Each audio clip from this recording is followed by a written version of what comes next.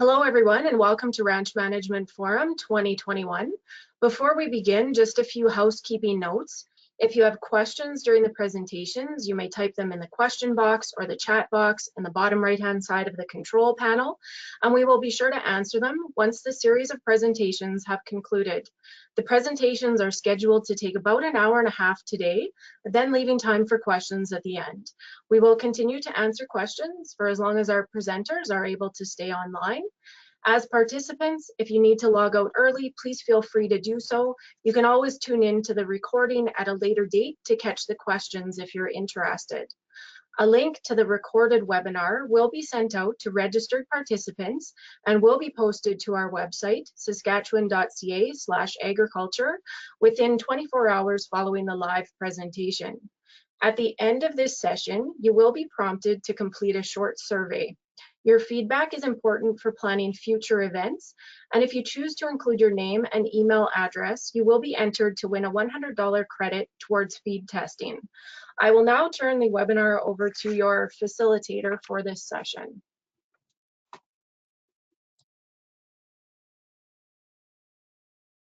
Hello everyone, and welcome to Forage Week Session 4, Everything Polycrops. My name is Maddie Lazurko. I am the Livestock and Feed Extension Specialist with the Saskatchewan Ministry of Agriculture, and I am based out of Swift Current. I will be facilitating the webinar today. Today's webinar will focus on different aspects of polycropping, from agronomy to feeding. We'll also hear about some projects at Discovery Farm and have a chance to chat with a couple of producers about how they use cover crops on their farms.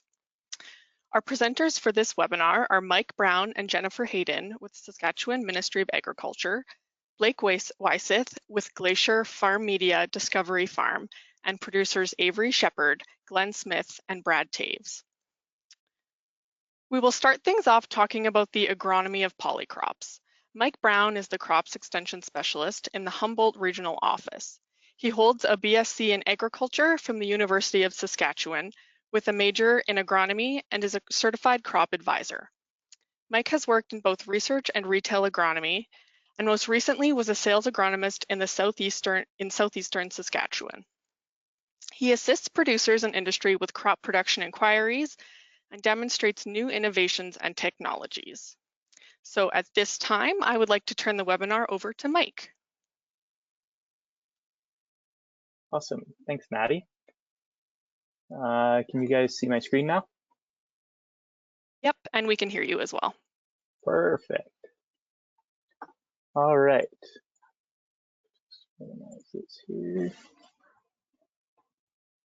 So today we're going to be kind of going over the polyculture cover crops here. I'd like to start off with a big thank you to Charlotte Ward. She is our agro-environmental specialist with the Ministry of Agriculture in Yorkton for letting me use this presentation here. She did quite a bit of research on cover crops. So to get started, we're going to be looking at the why of cover crops, getting started into cover cropping and polycultures, the research that's being done on it, some producer experiences, some resources on species selections, and then some next steps.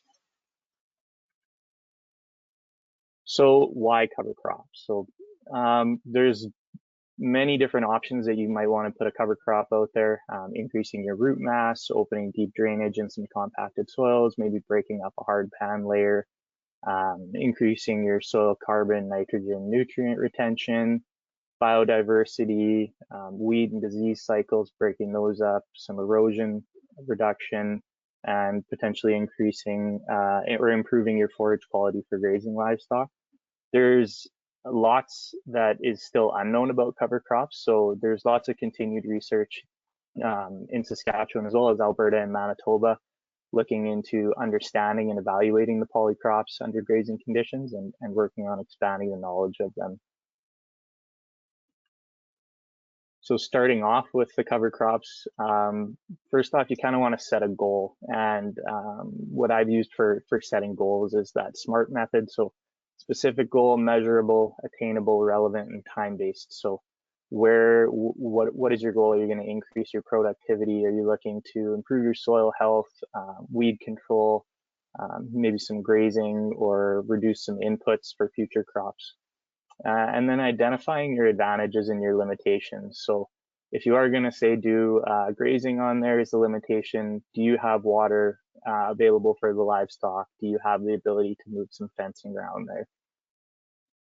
Then when we go into species selection, it can get a little bit trickier when you're doing species selection.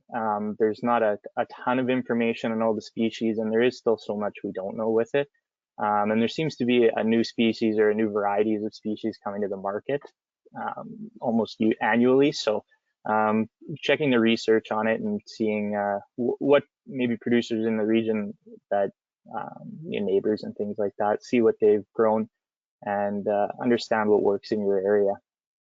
Location can be a big part of that as well too. So soil zones, things that you grow in that swift current area in the brown soil zone, not going to grow as well up in the Humboldt region near that black soil zone. So depending on moisture requirements, things like that.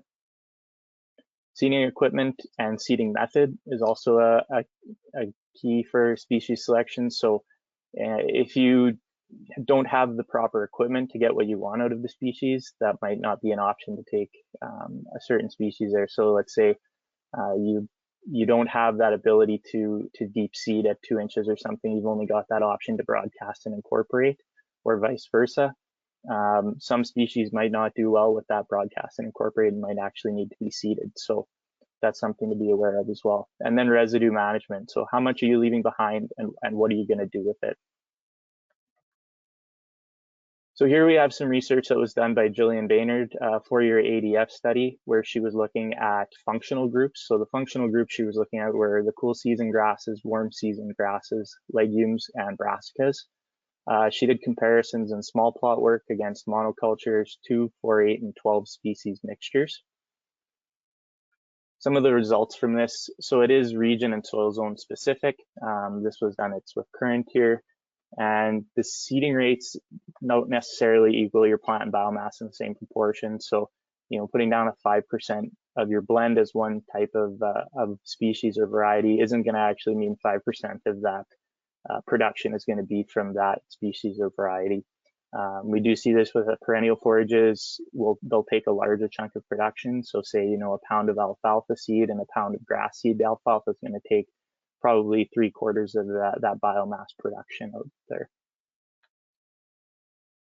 So the pictures we see here, 2015 and 2016, these pictures were taken in the same spot, 2 different years, and can definitely show you how much of the climate zone and precipitation can have effect on it. So 2015, a drier year, 2016, they got a bit more moisture and they almost doubled production of the exact same mix there. So it was the triticale, corn, peas, and radish mix. Also in this study, they found that as species number and functional group number increased, the biomass did increase, but there were some monocultures that had outperformed the mixtures. And the stressful conditions in 2015 reduced productivity. So as you see in that previous slide, there was a big jump to 2016 where you saw the moisture wasn't a stressful condition anymore. And these mixtures may be more resilient than repeated monocultures as well. So they can help with disease pressure, insects, and weeds where, if you had a monoculture of something out there and a disease came along and hindered that, well, if it's only one of the species in that 8 species mix, you have 7 others to make up for that biomass if one of those species is being affected by disease.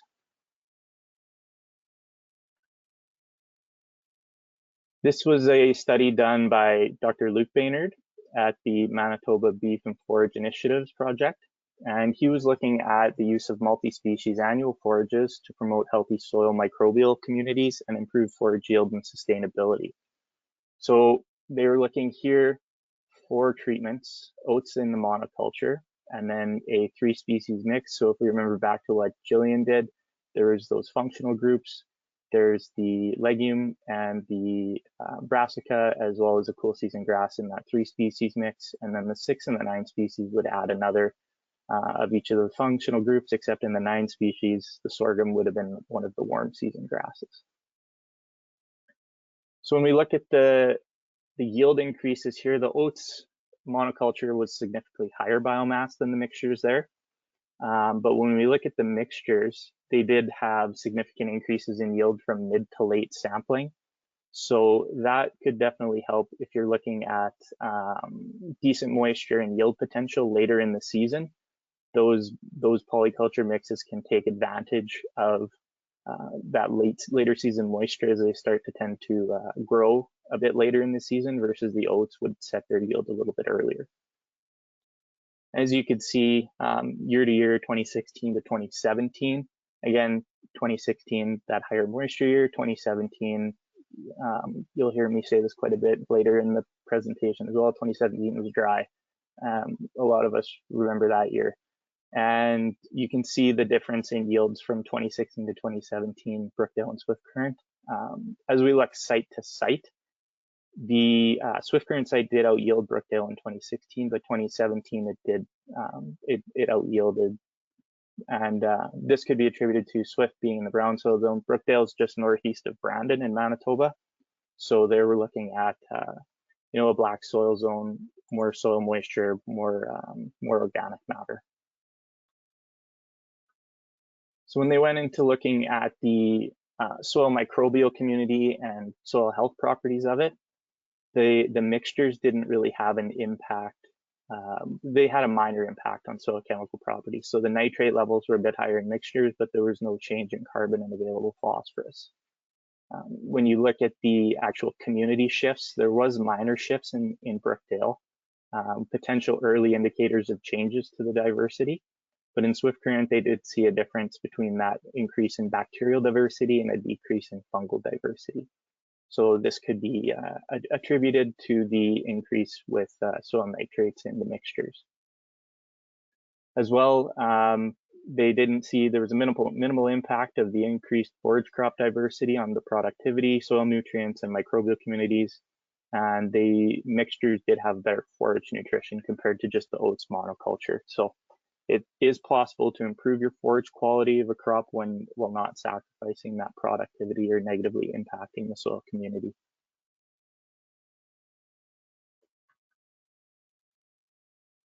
So Gillian Baynard, she did a study 2015 and 2016 looking at the weed control of annual forages.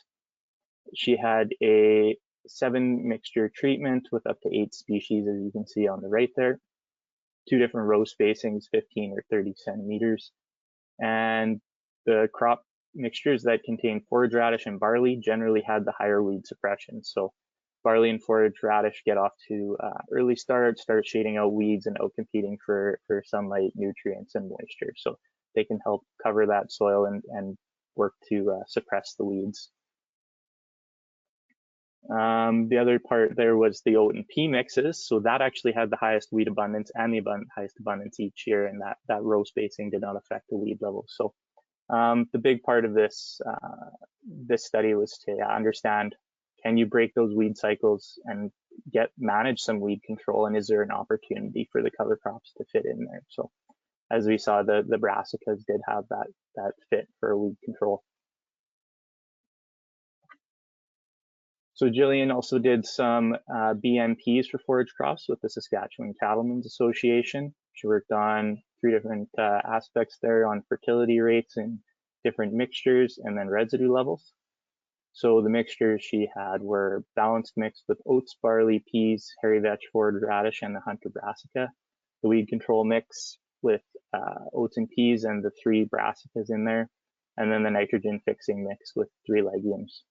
When they went and checked the yields out, the weed control mix had decreased yield compared to balanced, where the nitrogen fixing mix actually had started to increase.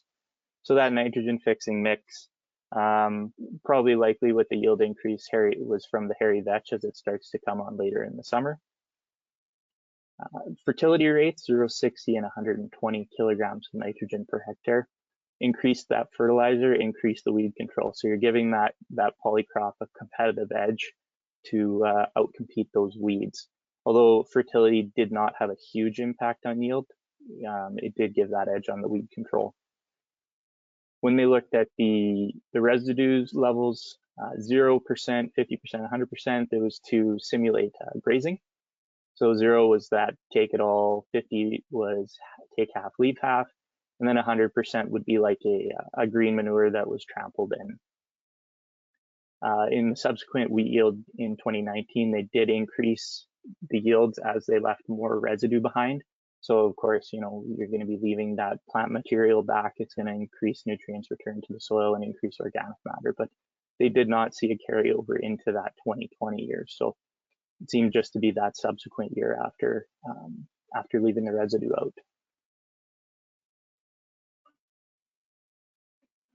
So Charlotte did conduct some case studies in 2017.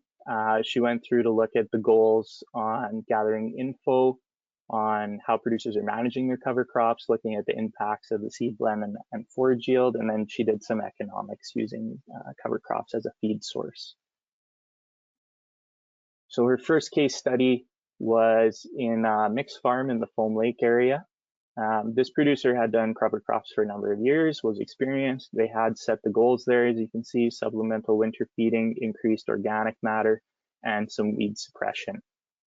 So you can see the seed blend there with all of the ingredients, converting the oats and the peas to pounds. So the oats would have gone down at 48 pounds and the peas would have gone down at 30 pounds.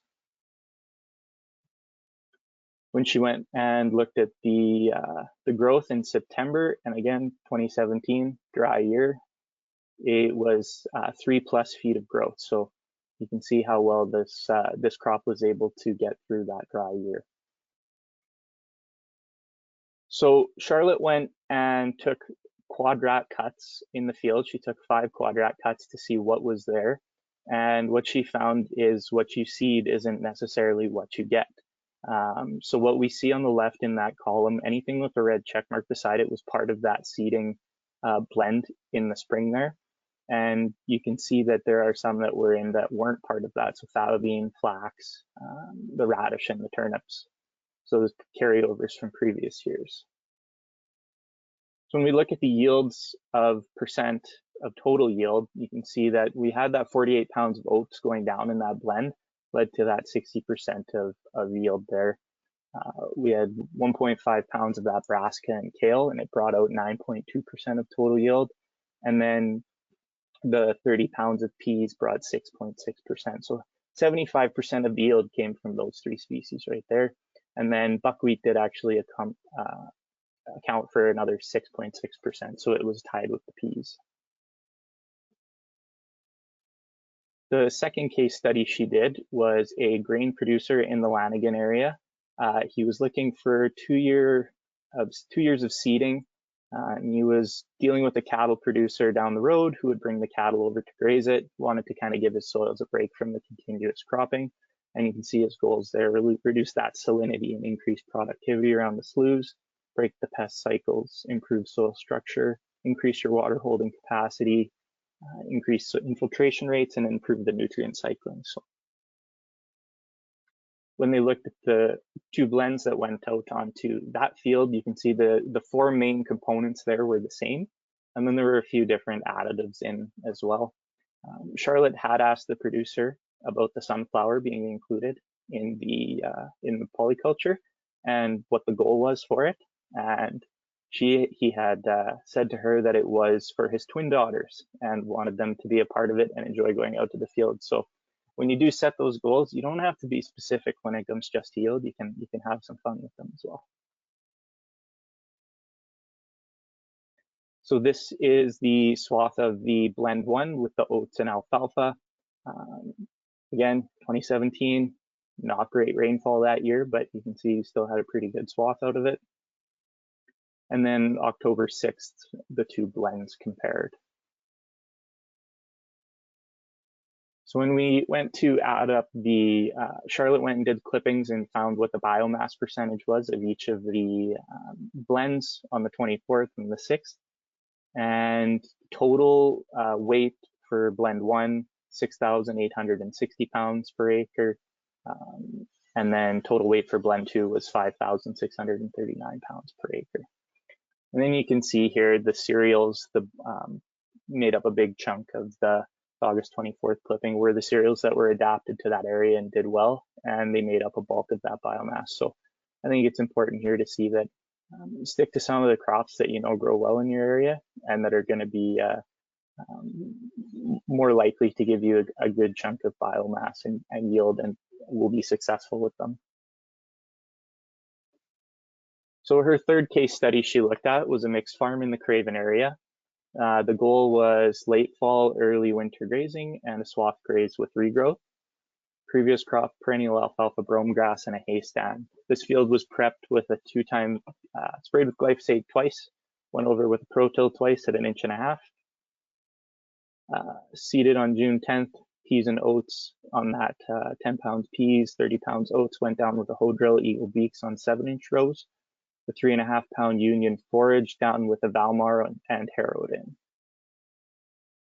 So you can see June 28th, this was seeded June 10th, 18 days after seeding, rows were coming up nice. A few weeds here and there. They did have good moisture going into seeding, and then there was nothing. The rain didn't come. And you can see 4.9 inches over the growing season, and 1.5 inches of that came in October. So, you know, it was a pretty difficult year for a lot of people in 2017 there. So when Charlotte went and did quadrats and clippings, the hilltops, there was very minimal amount of biomass, whereas the lowlands had a bit more. To be expected, your hilltops are going to run off any water into the lowlands. Your lowlands are going to have a higher or thicker A horizon. You're going to have more organic matter. They're going to have more soil moisture retention there. So when she went and did the dry matter biomass comparisons, you can definitely see there the upland was severely impacted by the lack of moisture. It is interesting to see there is quite a bit of alfalfa regrowth there, especially in that mid slope, and that did accumulate or account for quite a bit of that dry matter biomass. So when you're grazing cover crops, all plants are not created equal. It's important to think of, you know, when you talk about those soil specific regions, figuring out what the water use is for each of those cover crops and figuring out if it'll fit in that region. It'll change, you know, soil zone to soil zone, it'll change field to field, and it'll change farm to farm as well. So some species selection resources. These are some options that have information on some species. So the USDA cover crop chart, personally, I think this is probably one of the easiest resources to use when it comes to cover crops. I'll show a slide coming up here on it to kind of explain it, but it's fantastic. The BCRC forage U-pick tool. So this is more geared towards the perennial stands, but it does have some good information on there, and has the ability to look at some weed control as well as a seeding calculator. There is the Managing Cover Crops Profitably book with Sustainable Agriculture Network and the USDA, as well as the BCRC cover crop webinar that Jillian Baynard put on, and the Saskatchewan Cattlemen's Association meetings recorded presentations with Jill and Bart. So this is the cover crop chart from the USDA. I call it the periodic table of cover crops. It basically splits your grasses up into warm and cool season, your broadleafs and your legumes, and you can see it gives you your growth cycle, your plant architecture, and the relative water use of each of the plants there. And this PDF document, so you can click on any of these cover crops and it'll take you to a page that gives you more information and more in-depth information on each of these crops. This is a screen clip out of that forage U-pick tool that the BCRC offers. Now, again, like I mentioned before, this one's a little bit more geared towards the perennial forages side of things. But again, you can work through it and kind of figure out, you know, your soil zone and what type of, if you're looking for that perennial cover crop, what type would work in your area. So now we'll just go over some species of cover crops that you potentially could use. So clovers, nitrogen fixers, they're a legume, give you high protein. They form an arbuscular mycorrhizae fungi association. So that AMF association helps scavenge phosphorus, and not all of these cover crops will have it. So the brassicas are an example, they don't form that AMF association. So with the clovers, different depths for seeding as well too. Berseem clover, 1/4 inch to 1 inch. Crimson and red clover, you're at 1/4 inch to 1/2 inch. White clover, right around 1/4 inch. So these are still rather shallow seeded crops here. Hairy vetch, annual or biennial vine. This is one of the highest fixing annual legumes you can get. Not very salinity tolerant, but it is quite drought tolerant. Does have a low carbon to nitrogen ratio, so that low C/N ratio is going to give you that opportunity for net mineralization in your soil and free up some nitrogen, as well as that helps break down that that high carbon residue that you would get from your cereals. This one does form AMF association as well. Invasive properties potentially, as it has hard seed, does have a natural resistance to glyphosate as well. Seeding depth on this one, so this is a bit deeper than those clovers. You're going 1.5 to 2.5 inches here. This is the forage rape. So there's some different cultivars available on these. They're leafy, fine stem. They do have a regrowth ability. There is some varieties that are a tall type and will grow more erect than spreading. Grazing for this one, 42 days after seeding. Good weed suppression with these. So these are the ones that were included in the weed variety that, or weed control variety that Jill had, that helped suppress weeds. Good nitrogen scavenger, so they've got that taproot. And seeding depth here, 1/4 inch to 1 inch, medium water users. We go into the turnips here. So there's hard types, leafy types, and soft types. Grazing days depends on which type you use. So 120 days for that after seeding for that hard type, 42 with the leafy, and 60 with the soft type. Turnips are high water users. So that's something you need to keep in mind there. These probably wouldn't be a good choice in those drier soil zones. Seeding depth on these, you're looking at about 1/4 to 1/2 inch. Plantain, grazing herb, leafy, highly palatable, summer active, great forage quality. It has a combination of a taproot and a fibrous root, so it has that ability to scavenge for nutrients on the top of the soil surface, as well as that taproot can go a bit deeper and get some of those lower nutrients. Good drought and winter hardiness, 42 days after sowing for grazing, and the seeding depth here on this one's 1/4 to 1/2 inch. When we look at chicory, so young chicory on the left there, you can see it kind of mimics what dandelion looks like. It does have a deep taproot as well, so it is good at scavenging nitrogen from the soil, but it can be invasive. It can overwinter. 45 days after planting for grazing on this one. Again, another medium water user, seeding an 1/8 to 1/2 inch. So this is another shallow seeded one. Phacelia, a cool season broadleaf, another one of those legumes with a low carbon to nitrogen ratio, low water use, dense shallow root system structure. So this can help build on soil structure. Pollinator attractor, as you can see in the one picture there is a bumblebee already hanging out. And seeding depth here, another shallow 1/8 to 1/4 inch.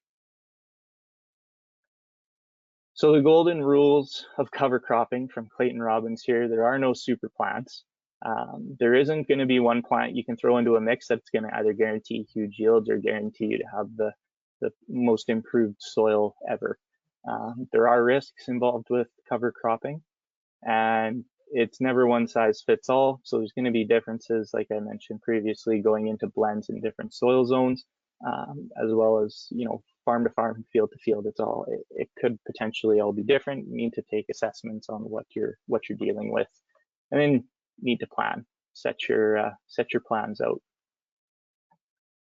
So looking at your goals, again, those specific, measurable, attainable, relevant, time-based goals, get a plan and work towards it on those goals, and then measure. So recording what works and what doesn't work from year to year, and going back and learning from that as well. And then the must be profitable. I mean, doesn't necessarily need to be net revenue income, but how do you value your nutrient cycling, your soil quality, microbial communities, You know, what kind of time frame are you looking for those returns? What are your alternatives? And then managing the grazing animals, so knowing your nutritional risks, and research. So research is definitely still ongoing with a lot of these polycrops, and you know, hopefully as the years go by, we continue to learn more and understand more and figure out what works best in certain areas of our province. And with that, I will finish up on the polycrops on my part, and I will hand it over to Maddie and Jen. Awesome, thank you, Mike. So our next presentation will cover the nutritional aspects of feeding polycrops. Jennifer Hayden is the Livestock and Feed Extension Specialist from the North Battleford Regional Office. Jennifer grew up on a mixed farm in East Central Alberta and received a Bachelor of Science in Agriculture and a Master's of Science in Beef Cattle Genomics from the University of Alberta. Before joining Saskatchewan Agriculture in 2009, Jennifer worked as a forage and livestock extension agronomist in East Central Alberta. She has a keen interest in animal nutrition and genetics and forage and livestock relationships under different management systems. So now I would like to turn the webinar over to Jennifer. Thanks, Maddie. Good afternoon, everyone, and thanks to Mike for covering the agronomy part. Thank you to Charlotte for providing the information that we're sharing here today. We know that polycrops or cover crops have become very popular over the last number of years, and we're also aware that there's some pros and cons to growing and feeding those crops. And my presentation today is just a brief summary looking at both research and those case studies that Charlotte had done and some of the anecdotal information, and specifically pulling out the nutritional aspects of those systems.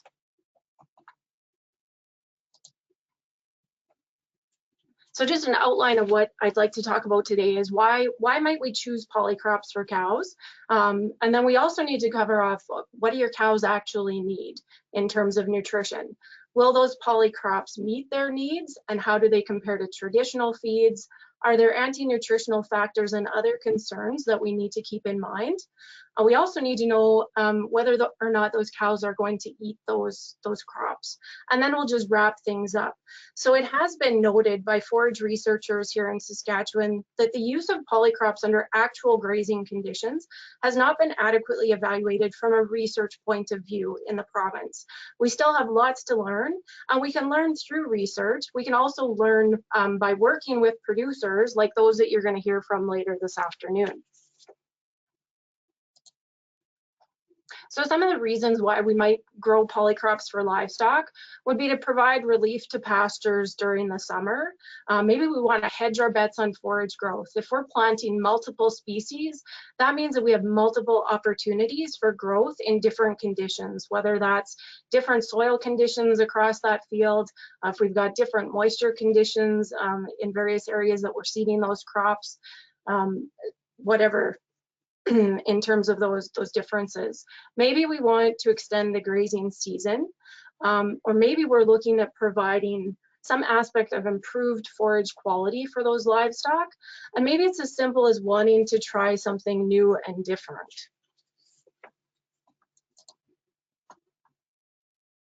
So when we're evaluating the use of different forages and making feeding decisions, we have to look at what those cows need in terms of their stage of production. So this slide is just looks at sort of crude protein and energy requirements for those cows over those various stages of production. So whether we're talking mid-gestation, late gestation, or lactation.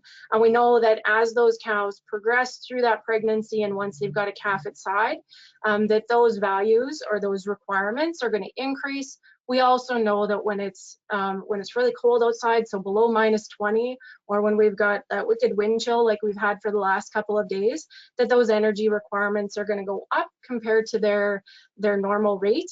We also need to keep in mind that we need to be providing those cows with a calcium to phosphorus ratio of 2 to 1. And we might also need to consider other minerals and some of the interactions between minerals. We need to pay attention to potassium. We also need to pay attention to sulfur and nitrates, and I will touch on the 3 of those later on in the presentation. So then the question simply becomes, will those polycrops meet the needs of the livestock that are consuming them? And that nutritional composition of that blended crop is really going to depend on how many species are in that blend. Do we have 2 species? Do we have 4? Do we have 8? Sometimes we've got even upwards of 12. And what type of crops are we seeding? Are they warm season or cool season grasses or crops? And Mike touched on that. Do we have a legume in the mix? We know that legumes are higher in calcium, but they also tend to be higher in potassium. Do we have a brassica in the mix? Really important in terms of sulfur and nitrate considerations when we talk about those brassica crops.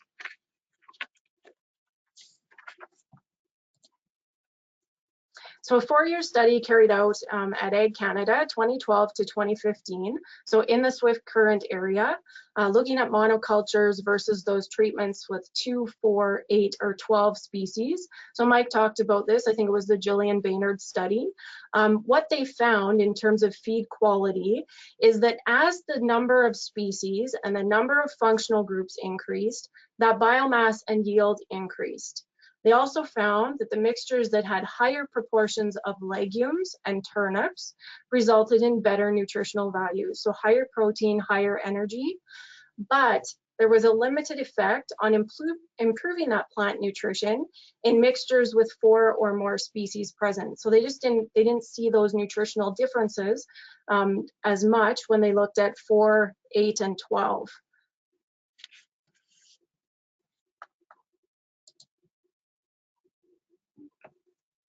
So some of the other feed quality examples, so these are some of the case studies that Charlotte has done, some of the feed samples that have come into the North Battleford office as well, and other offices across the province. So there's just some samples of feed quality data. And what I want to point out is I'm not going to speak to any one of these specifically, but what I want you to see is that we have crude protein that really, it ranges anywhere from about 9.7% to just over 14%. And that TDN ranges from 53% to just over 66 or just about 66%. So we do need to keep in mind that the data on this slide, the way that it's presented, does not take into account and doesn't show us anything about harvest date or stage of maturity. It's just simply to show that variability in feed quality when these samples were taken. And we want to keep that variability in mind. And we want to think about what those cows' needs are when we're using these crops. And that will play a part in when we harvest them and how we use them. Are we using them for summer grazing? Are we using them for fall grazing? Are we swathing them and then using them later in the winter? Or are we silaging them and so forth? And I also wanted to include there just that barley sample that was taken at the same time in the same area as some of those North Saskatchewan examples there that you see, just to see the difference between that straight barley swath and those blends.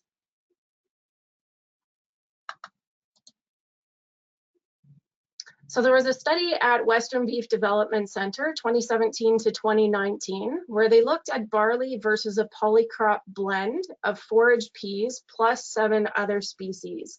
So what they found in this research study was that the TDN was similar with the barley versus the polycrop. The crude protein was higher in the polycrop, so about 15 to 18% versus 11 to 12%. And I think that's to be expected. We know that those legumes, such as the forage peas, are going to be high in protein, and we know that some of those other species as well. So I don't think that was a big surprise. What they found as well is that the calcium was higher in that polycrop. And then 2 things to take note of was that the sulfur was higher in that polycrop, so 0.53 to 0.91% versus 0.18 to 0.24 for the straight barley. And the nitrate also was higher in that polycrop. So those are 2 things that we do have to consider. So here's a couple of the anti-nutritional factors that I kind of alluded to throughout the presentation. So one of those is sulfur. So sulfur binds to trace minerals like copper and selenium and can lead to mineral deficiencies. It can also lead to polio or death. Sometimes if we've got really high sulfur, we also end up with, we can also have issues with blindness. So that might be one of the first things that you see. So feeds of concern would include things like the brassicas, your canola, mustard, turnips, radishes, kochia. If you happen to have some weeds that are popping up in there, that can also be a sulfur type issue. And then if we move on from that sulfur, so the nitrates, we know that we often have higher nitrates when we have a stress event. So whether that stress event is drought or hail or frost, heavily fertilized crops will also have higher nitrate levels. And they're typically found in the cereal crops, your brassica crops or oilseed crops, and some of those weeds as well. And then potassium is the other one that I wanted to touch on here. So the maximum tolerable level of potassium in the diet for beef cows is about 2 to 2.5% of dry matter. And that high potassium interferes with magnesium and calcium absorption, predisposes those animals to tetany. So older cows that are closer to calving, and cows with a calf at side are going to be the most susceptible. And this is often characterized by staggering gait. Those animals are kind of nervous or excitable, and we'll see those muscle tremors. So just something to keep in mind with some of those cover crops. And probably the best insurance to know what we've got there and how to deal with it is to feed test. Feed test, feed test, feed test. If you take nothing else away from my presentation, I want you to remember to feed test. You cannot manage what you don't measure. So this slide is simply to show that not all brassicas are created equal. So this was from one of the studies down at Swift Current. So what they found is with these different brassicas in terms of sulfur and nitrate levels, most of them were, that red line there is the sulfur safe level. So anything below that is good. Anything above that, we could have some issues. And then the dashed line there is the nitrate safe level. And again, anything below that, we're good. Anything above that, we need to incorporate some different management. And there might be some of those crops that will be harder to use because of those high nitrate levels. So the Persian clover and the Festilolium on the end, no surprise there, both low in sulfur, both low in sulfate or nitrate. And yeah, just the differences in those different brassica crops in terms of that nitrate and sulfur. So here's an example of a feed test that was taken from this year of a polycrop blend. So just a note, so that maximum sulfur, so animals that are on a high grain diet, we want to try and keep that sulfur below 0.3%. And on a high forage diet, we want to target 0.5% or less. So in this feed test, you'll notice the little circle in red there on the right, that sulfur content on a dry matter basis on this feed sample was at 0.34. So if we were trying to use this, if this was if this happened to be a silage product that we were using, and we're using this in the, with some backgrounding calves that are on a high grain diet, we could have some sulfur issues. The other thing that we want to note on this feed test is the nitrate. So the nitrate cautionary limit is 0.5% on a dry matter basis. And we see here in the yellow circle, 0.92. So we know then that we need to blend this product off with something else so that we can reduce that nitrate level. Some of the other things that we want to be aware of when we're planting these polycrops and using them is the oil or fat content. So high fat content is going to impair rumen function. So we want to keep that in mind. Sometimes we have potential for palatability issues as well.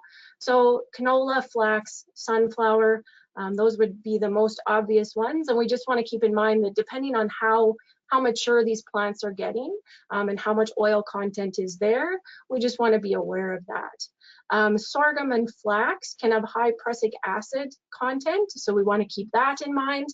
And of course, depending on what types of legumes we might be using, we maybe need to think about bloat as well. And then we've got atypical interstitial pneumonia, or AIP, which can happen when we're moving cattle from worn out, burned off, grazed down pasture, or pasture that's low on moisture, and all of a sudden we're moving them to lush growth.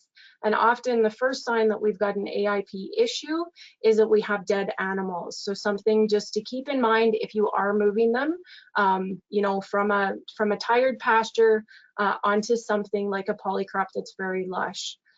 Protein, extra protein simply goes out the back end of that cow. So if you've got high protein in these polycrops, you may notice that there is some diarrhea or loose manure for those animals.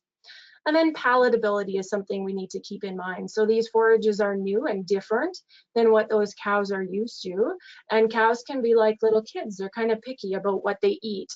And we do see preferential grazing or selectivity. So that's something to keep in mind. So if we compare those polycrops to traditional forages or feeds that we're using, the crude protein and TDN in that polycrop, like I said, is going to be dependent on the species of forages that you've used and the percentage of each of those species in the blend. It's also going to be dependent on the number of species and the number of different functional groups that were utilized. The more diverse that blend is, we might see some cost differences as well when we compare to traditional feeds. But the cost of that polycrop is not, you know, we have to keep in mind too as to what our goals were. So maybe we're willing to put that extra cost or that extra money in there, depending on what our goals are and what we're looking for. So if we use that polycrop examples from the previous slide, that range was, you know, just over 9 to just over 14, with an average of about 12.4%, and the TDN ranged anywhere from about 53 to just about 67%, with an average of 58.4. And then on the bottom of the slide, what I've done is I've included some average values from cow bites for some of the more traditional feeds that we might use. Now keep in mind, these are averages. These crops are probably harvested under ideal conditions.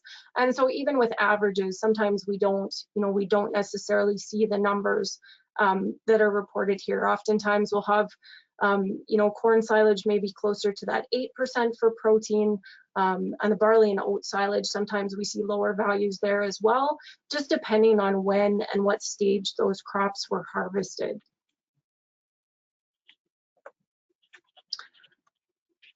So once we look at all of those things, we need to know whether or not those cows are going to eat those crops.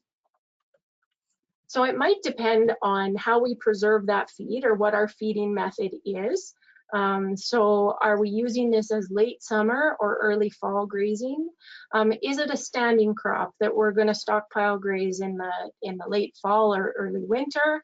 Have we swathed it and we're going to use it for swath grazing? Have we taken it off as a silage crop? And those things will have some effect on how well those cows utilize that feed. And as I mentioned before, some of the researchers in Saskatchewan have mentioned that the use of polycrops under actual grazing conditions isn't adequately evaluated.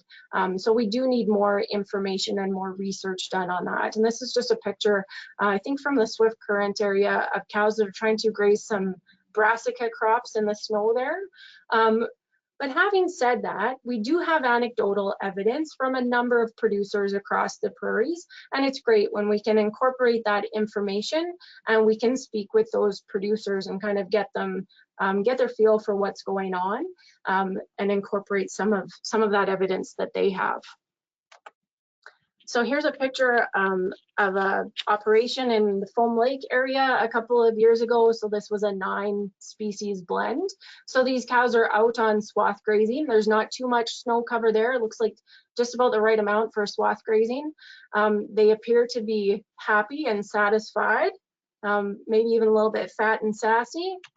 And here's a picture that just looks at that crop, what it's like before those animals go in to that paddock, and then once they're done. So we do have a little bit of residue left over there. That's not a bad thing. And it looks like they've cleaned it up fairly well. What we see that they're leaving behind is some of that stemmy material, and we'll see that anyway. You know, even if we're using a traditional barley or oat crop, we'll see that residue, we'll see some residue left behind as well. So another Ag Canada study, 2017-2018, evaluated a polycrop mixture versus a traditional barley monocrop, and they focused on grazing capacity and economics. So from the grazing standpoint, the polycrop mixture contained forage peas, hairy vetch, crimson clover, Italian ryegrass, sorghum, and then 3 brassica species. And what they found in terms of grazing, they turned those cows out late October, I think October 27th, 2 to 4 day intervals between when they moved them to a new paddock. And the polycrop treatment ended early. The cows were not able to maintain a positive body weight or a positive body condition score compared to the cows that were on the barley paddocks. And the other thing that they found too was that there was preferential grazing in those polycrop paddocks. So those animals tended to graze all the brassica species and leave the field peas until last.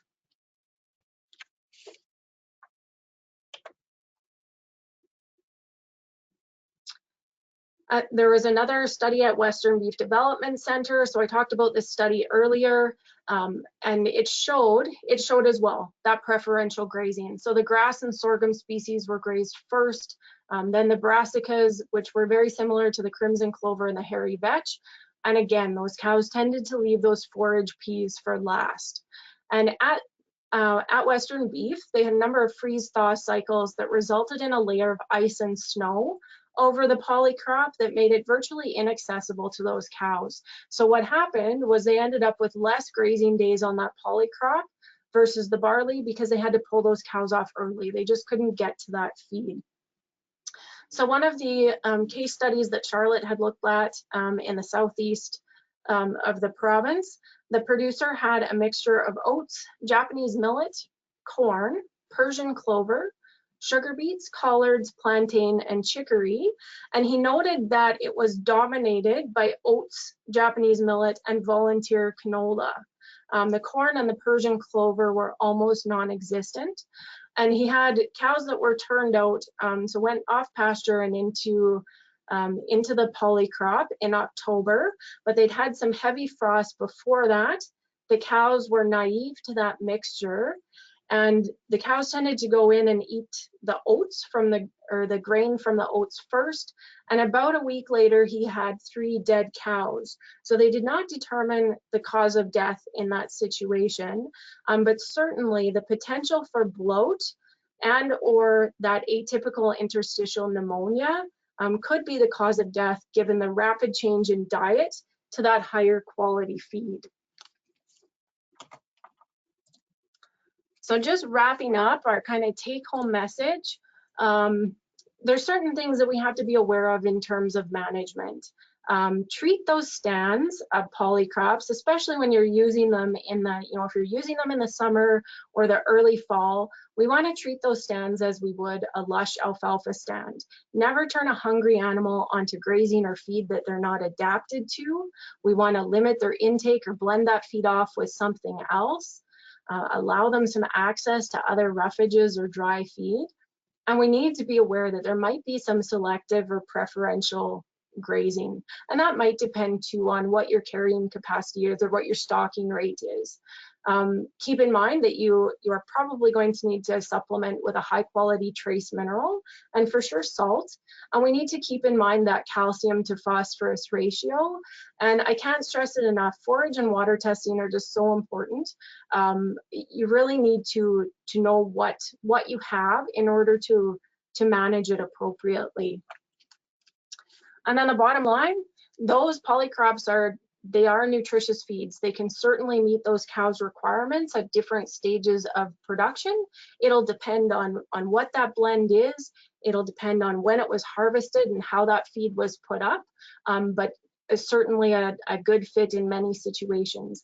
And we simply need to remember that polycrop needs to align with your goals, with the time that you have available on your operation. It has to align with your management style. We do want to compare the cost to other feeds just so that we have that in the back of our mind and we know what we're dealing with. That feed testing is so important. We need to be able to manage those nutritional factors. And it's also important, you know, we have a plan and we want to use these polycrops, but we also have to have plan B and maybe even plan C in case things don't turn out exactly the way that we planned originally. And with that, just a slide here with my contact information. And again, a big thank you to Charlotte Ward for helping with the information for the slides, and Alicia Sapatic as well for her contributions and help with this presentation. Awesome. Thank you so much, Jennifer. So I would now like to introduce Blake Weiseth. Blake grew up on a mixed grain and cattle farm in southwest Saskatchewan and near Shaunavon. He obtained bachelor's and master's degrees in soil science from the University of Saskatchewan and is a professional agrologist with the Saskatchewan Institute of Agrologists. Currently, he is the applied research lead at the Glacier FarmMedia Discovery Farm and holds an industry-funded research chair position with Saskatchewan Polytechnic. So at this time, I would like to turn the webinar over to Blake. Well, thanks very much, Maddie, for that introduction. And I just want to first off say thank you to the organizers of this webinar. I know I've learned a lot of good information so far, wrote a lot of good notes, and I want to commend all those folks that are joining as attendees today. I trust it has been some good information for you. And so while we've been focusing, I guess, largely so far on polycropping and the benefits in terms of that it can be, you know, a good nutritional source of feed and other aspects, my presentation will shift the focus slightly, looking at some of the potential environmental benefits of incorporating forage cover crops blends within a farming system. So with that, as the applied research lead at the Glacier FarmMedia Discovery Farm, I'm happy to be here for this presentation. And we'll be focusing again on our water management project that we will be initiating this spring at the Discovery Farm. And the research, one of the research questions we're interested in is, can cover crops, forage mixtures be used to protect water quality as a part of a water management system?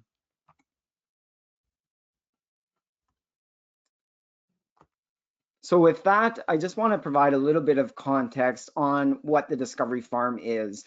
The Discovery Farm is the name of the entire property located west of Langham, Saskatchewan. We have the full section of land out there. And while you may not be familiar with the name Discovery Farm, I trust many of you are familiar with the site, as it is the home to Ag in Motion, which is Western Canada's premier outdoor farm show. And it was at the 2019 Ag in Motion show that we launched this brand of the Discovery Farm. And one of the purposes of that was to really highlight our goals for the site beyond those 3 days in the middle of July when the show takes place. And so one of the important components of that is our applied research program that we conduct over 350 acres at the site every year. And within this program, there's a range of different research and demonstration type projects really across the entire continuum. Everything from small plot replicated research for the purpose of, you know, product discovery, development, and registration, all the way up to field scale demonstration projects using commercially available equipment and everything in between. So I'll briefly just highlight a few of those projects. The first is the Field of Excellence program. This is a really important program where we're bringing together industry partners from across the entire supply chain. So that includes crop input companies, equipment companies, technology companies, and really we're coming together on a project. Everyone's bringing their niche, and we're working on a project with a single cohesive objective. And we're doing this project really at the field scale using commercially available equipment. And our hope really is that to try to stimulate meaningful conversations around different agronomic practices and technologies. And really our hope is that it might inspire any farmers that are interested in what we're seeing to take that back to their own operation and try it out on their own farm for a little bit of further validation.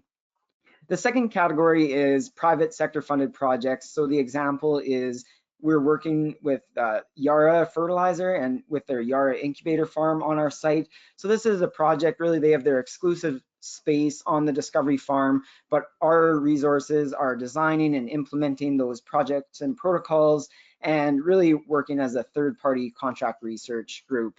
And then the final category is publicly funded research projects like the water management project, which I'll be focusing on in today's presentation. We're fortunate in working with our partners that our site is really equipped with what we call a state-of-the-art digital farming infrastructure. And what that practically means is that we have a number of data collection hardware and sensors installed within the field.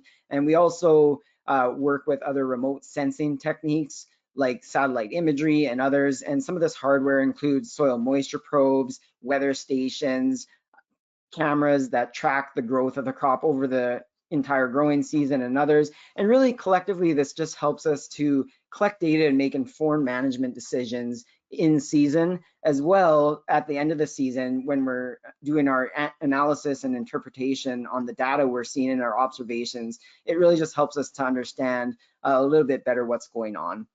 And the final piece I'd like to make clear is that we are very passionate for knowledge transfer and extension. With many of the projects that we do, our main goal is to get this information out to farmers and the industry, and almost as importantly, to hear back from the industry feedback on the types of projects that we're doing.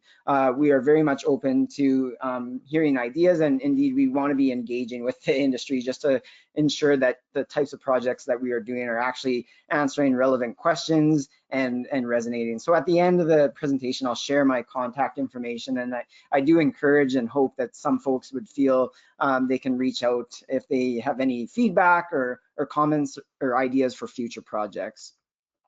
So with that said, I'll now go into the water management project. And at the outset, I do want to acknowledge that we did receive funding from this project from the Saskatchewan Water Security Agency, the Saskatchewan Soil Conservation Association, and the Saskatchewan Stock Growers Association. And along with myself in the scientific team, we're also partnering with Dr. Jeff Shano from the University of Saskatchewan and Dr. Jane Elliott from the Global Institute of Water Security. So really, I think it brings a nice, diverse research team along to this project. By way of introduction, I trust it's not a surprise to you that there is an interest in using surface drainage to manage water and agricultural landscapes for a variety of both economic and logistical reasons. That said, we do know that agricultural runoff water can be a source of nutrients, including nitrogen and phosphorus, with the resulting potential impacts on the environment. And so while the amounts of the nutrients that export the landscape are highly dependent on the unique situation, it is certainly something that we should be mindful as stewards of our land. When it comes to thinking about the total load of nutrients that would leave a site in the runoff water, really there's two factors at play. The first, of course, is the volume of water that leaves the site. And secondly, the concentration of the nutrient within that water. So in the project I'll be introducing, we're going to be looking at both aspects of that. Of course, when we conduct surface drainage on a landscape, we're going to be impacting the amount of water that's released in the runoff water, but we're also looking at the impact that management practices might have on reducing that nutrient concentration in the runoff water and hopefully counteract some of the impacts from releasing that water in the landscape. So ultimately, our research question is, how does a properly designed water management plan work together with agricultural management practices to protect water quality? There's two components of this project. The first is the design and construction of a wetland consolidation component, and this is what we did working very closely with the Saskatchewan Water Security Agency, and we initiated this over the summer and fall of 2020. And the second component is a subsequent 2-year field study where we're going to be evaluating various agricultural management practices in terms of their ability to protect that water quality. So when you think of doing a wetland consolidation project, of course, you need to understand the site, and not surprisingly, an important component of that site is there needs to be wetlands and low-lying depressional areas within the site that are filled with water. So this slide is just to provide a little bit of context on the site. So you're looking at a satellite image of the Discovery Farm property, and the polygon that's overlaid on top of that image really represents the project area that we'll be looking at. So it totals 40 acres in size, and the various color scheme you're looking at is the elevation within this area. So you can see that clearly there's a range in elevation from the low-lying red areas and yellow color all the way up to the blue and purple color. So another way of representing that elevation is we took that and we modeled topography and the water runs in the site, working with CropPro Consulting as one of our industry partners. And so you can clearly see from this figure here that there is certainly some, undulating topography in the site, and a number of these low-lying areas that are periodically flooded with water throughout the growing season. Some would be maybe just flooded at the time of seeding. Some you would be able to seed right through them, but then when you get large rain events, they become flooded throughout the year, and everything in between. So this is the location that we are targeting for this field study. This map here shows the ultimate research design for the project. So we took that information that we had, again, working very closely with the Water Security Agency and their technicians. We did a very intense survey of the site using RTK GPS to collect high resolution elevation data. And from that, we designed this research plan. So what you're looking at here is the red polygons. There's 8 of these within the field site, and really you can think of these as independent mini watersheds within the space. So because of the topography of the area, each of these operates as its own watershed. The waters would be contained within the separate area. So we can use these as our distinct experimental units, which will be putting our management practices on top of them. So each one of these 8 polygons, we're essentially farming them with separate management practices. And then the teal lines within the space represent the surface drainage channels that were cut. So you can see there's a cut out of each of the basins, and at that point we are able to install a flume and can sample that water exiting the site to understand the impacts on water quality. This image here shows the machine that we used this fall to do the actual surface channels. So this is a bulldozer type unit.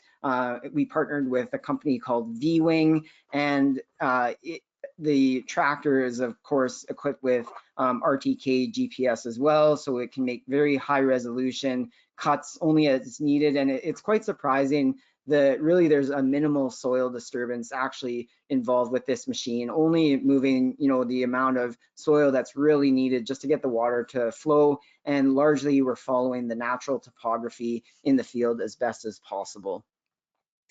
So now that we've done that wetland consolidation component, the second part, of course, is the field study.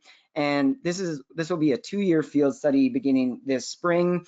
And as I mentioned before, if you add up all the area of those 8 polygons, really it represents an area about 40 acres in size. So what I want to highlight with that is you can consider this a true field scale type study. And so our hope is that the observations and the results we see are relevant to what would be seen again in a real field setting.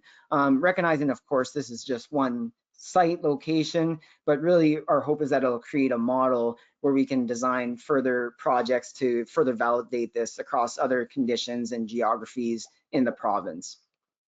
This study had a total of 4 treatments, which were replicated twice, and we're going to randomize them within the 8 basins. And so now going over the treatments, and of course the most important one for this presentation is what we call regenerative cover or forage cropping, polycropping if you will. But ultimately what it is a mix of annual forage species, including legumes. And it's important that we're targeting that functional group of legumes.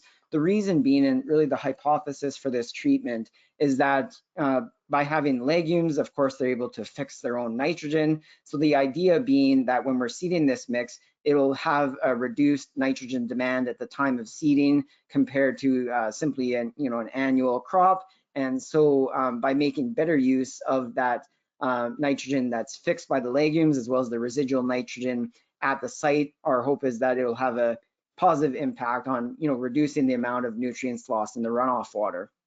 The second treatment is a fertility management treatment, and really what we're doing here is using variable rate fertilizer application at the time of seeding. The rationale for this treatment is, again, understanding the soils that we're targeting in this site. Largely, these are low-lying areas. They could be prone to salinity. They typically are high in residual nutrients, including nitrogen, phosphate, and sulfur due to marginal productivity over the years. So our idea is that we can dial back our application rates of fertilizer at seeding, and the crop can make use of the residual nutrients, thereby again preventing the amount lost in the runoff water. The third treatment is looking at the residue management, and this treatment was really inspired by my graduate studies work, where we found that crop residue left on the surface after harvest can be a substantial source of dissolved phosphate in the runoff water. And so our idea is, if we have a light incorporation event with such as a unit like a harrow type of equipment or very light tillage, we'll be able to incorporate that residue into the surface soils so that that phosphate is fixed in the soil instead of running off in the water. And then of course, a control treatment for comparison purposes. In terms of the data that we're collecting from this project, after we did the construction activity this fall, we took baseline soil sampling within each of the basin areas so that we can understand, of course, our starting point. And then by sampling the soils annually after each harvest at each of those same sampling locations, we can understand whether or not there are any differences in terms of the soil properties, and especially within the surface soil layers, of course, and those layers that are most importantly going to be interacting with that runoff water. The next aspect is, of course, the annual grain and biomass yield from these treatments, along with the amount of nutrients, the nutrient concentration in that grain and biomass. We're going to be installing flumes at each site so that we can collect that runoff water and analyze it for nutrient concentration, as well as water infiltration within the plots. And then there is also certainly the potential to expand the scope with additional treatments as we secure additional funding for this project. So, maybe something that is interesting to look at would be, of course, the quality of the feed that we're removing from this site. But ultimately, what we're really hoping for is to have a mass balance accounting of all the nutrients in the system. So if we know the nutrients that we are starting with at the site based on soil test results, we know what we are adding at the time of seeding, we know what's being removed from the site in terms of the harvested biomass and grain, we know what is leaving the site in the runoff water, then we can use that ultimately to understand full tracking of where the nutrients are within the system. In addition, we're using some data collection hardware, and specifically soil moisture probes, to understand some of the soil water dynamics in this site. So again, how is this runoff water interacting with the soil? And there's two, depths that we're specifically interested in. So the first, of course, is within the the surface soil layers, or really the rooting zone. So again, understanding the impact that the treatments might have on influencing, water infiltration in that crop rooting zone. And then secondly, deeper within the soil profile to understand what impact the water table might have on infiltration and consequently on runoff water. And so just to show, really a rationale for looking at this, I presented on the screen some data from the Discovery Farm project that we had, where we had soil moisture probes installed at a single location in the field, but in each of 3 soil management zones in the field. And these zones are really largely defined by the topography within the field, along with the underlying soil characteristics. And so just to go over these zones for context, so zone 1, these are largely the upslope areas of the field. These are typically dry areas of the field, possibly sandy texture. Zone 5 is the sort of what you would consider the field averages of the site. So these are, mid-slope locations, and then the third category, zone 8, these are the sites that we are targeting in this water management study. These are largely low-lying depressional areas, periodically flooded with water. They could be saline. But in any case, so we're reporting the soil moisture values with a probe installed at each of these 3 zones and reporting moisture at depth from the soil surface down to 120 centimeter depth. But what I want to make clear is just to show the stark contrast in soil moisture based on the management zone. So in zone 1, this blue line, we can see it is largely dry conditions. I mean, would certainly be an impact on the crop growth where our soil moisture content, would be an average, let's say 30%. Contrasting that with the gray line in the zone 8 zones, where even at a depth of about 30 to 50 centimeters, we're approaching that saturation point of the soils. So what this is telling me is that water table is that close to the soil surface, and we would expect that there'd be an impact on, infiltration, of course, and waters running off as well. So that's really an introduction on our water management project. Now I'm going to shift gears and just briefly highlight some of the other good work that the Saskatchewan Stock Growers Association did with their infiltration demos this year. And I guess the caveat I want to present before I go into it is that I wasn't involved in the data collection on these projects, so I won't give a lot of commentary in terms of the results and what we're seeing, but I just wanted to highlight it in terms of the good work that they're doing. And I trust if folks have follow-up questions on that, they can certainly reach out to the folks at SSGA for more information. But this slide here just shows the 4 sites that we did, that these infiltration demos were done at this year. So they were at Watrous, Wapella, Minton, and Rhine. So a nice distribution, on the eastern part of the province. And this is the data that we saw at the site. So this is showing water infiltration rates in centimeters per hour by the treatments and at the 4 different sites. And so at each of the sites, they had 3 sampling locations within the cover crop field, where of course you would have a mix of species, compared to the control situation, which was, you would think of it as a monoculture crop. So what I want to show, and what is quite noticeable, of course, is the difference in infiltration rates from the control compared to the cover crop. And in 3 of the 4 sites, we saw quite a substantially higher infiltration rates in the cover crop compared to the control. So again, I'm not going to really give a lot of commentary on there just because I wasn't involved in the data collection or anything, but I think one of the reasons why you might expect that is from some of these photos we're seeing here. So in these cover cropping treatments, we're seeing very good productivity, and the image on the right of the screen showing the rooting system. And I would expect in this cover cropping, polycropping treatment, you're having different rooting architecture from a number of species compared to the monocrop control. And I suspect that's the reason largely for the difference in the infiltration rates across the sites. So that's to conclude the presentation. I just want to again offer the opportunity to connect with us. Please do. For those folks that are interested in hearing more about what we're doing at the Discovery Farm, feel free to check out our website, discoveryfarm.ca. We do have an annual research report, which we present all the results and findings from our projects. So you can find that on our website. And we do offer a number of field days at the Discovery Farm. And even in the midst of the challenging situation in 2019 with COVID, or 2020 with COVID and those sorts of things, we were able to carry on with a number of field days at our site, of course, respecting the regulations that were at play. So, smaller crowds and just showing the site. So that's definitely an opportunity, and we're carrying forward with that next year as well. And then I would encourage you to follow us on Twitter at Discovery Farm SK.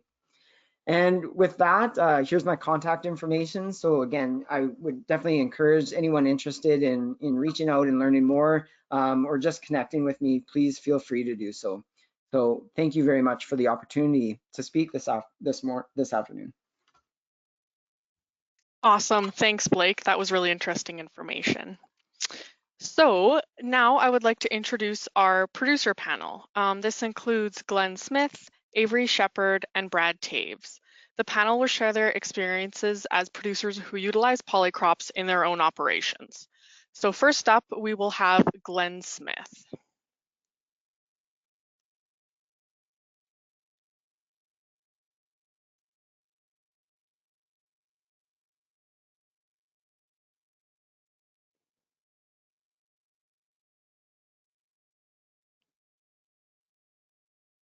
Glenn's been having some connection issues, so we'll just wait for him to get logged in.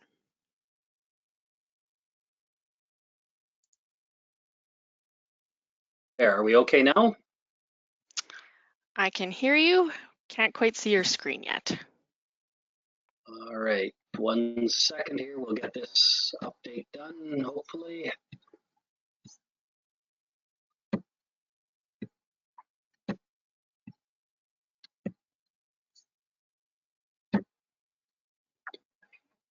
There, we should be set now with any luck. Yep, perfect. You're good to go.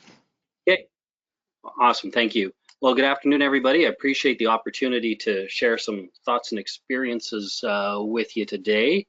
As I'm Glenn Smith from Vermilion, Alberta. That's about 40 minutes west of Lloydminster.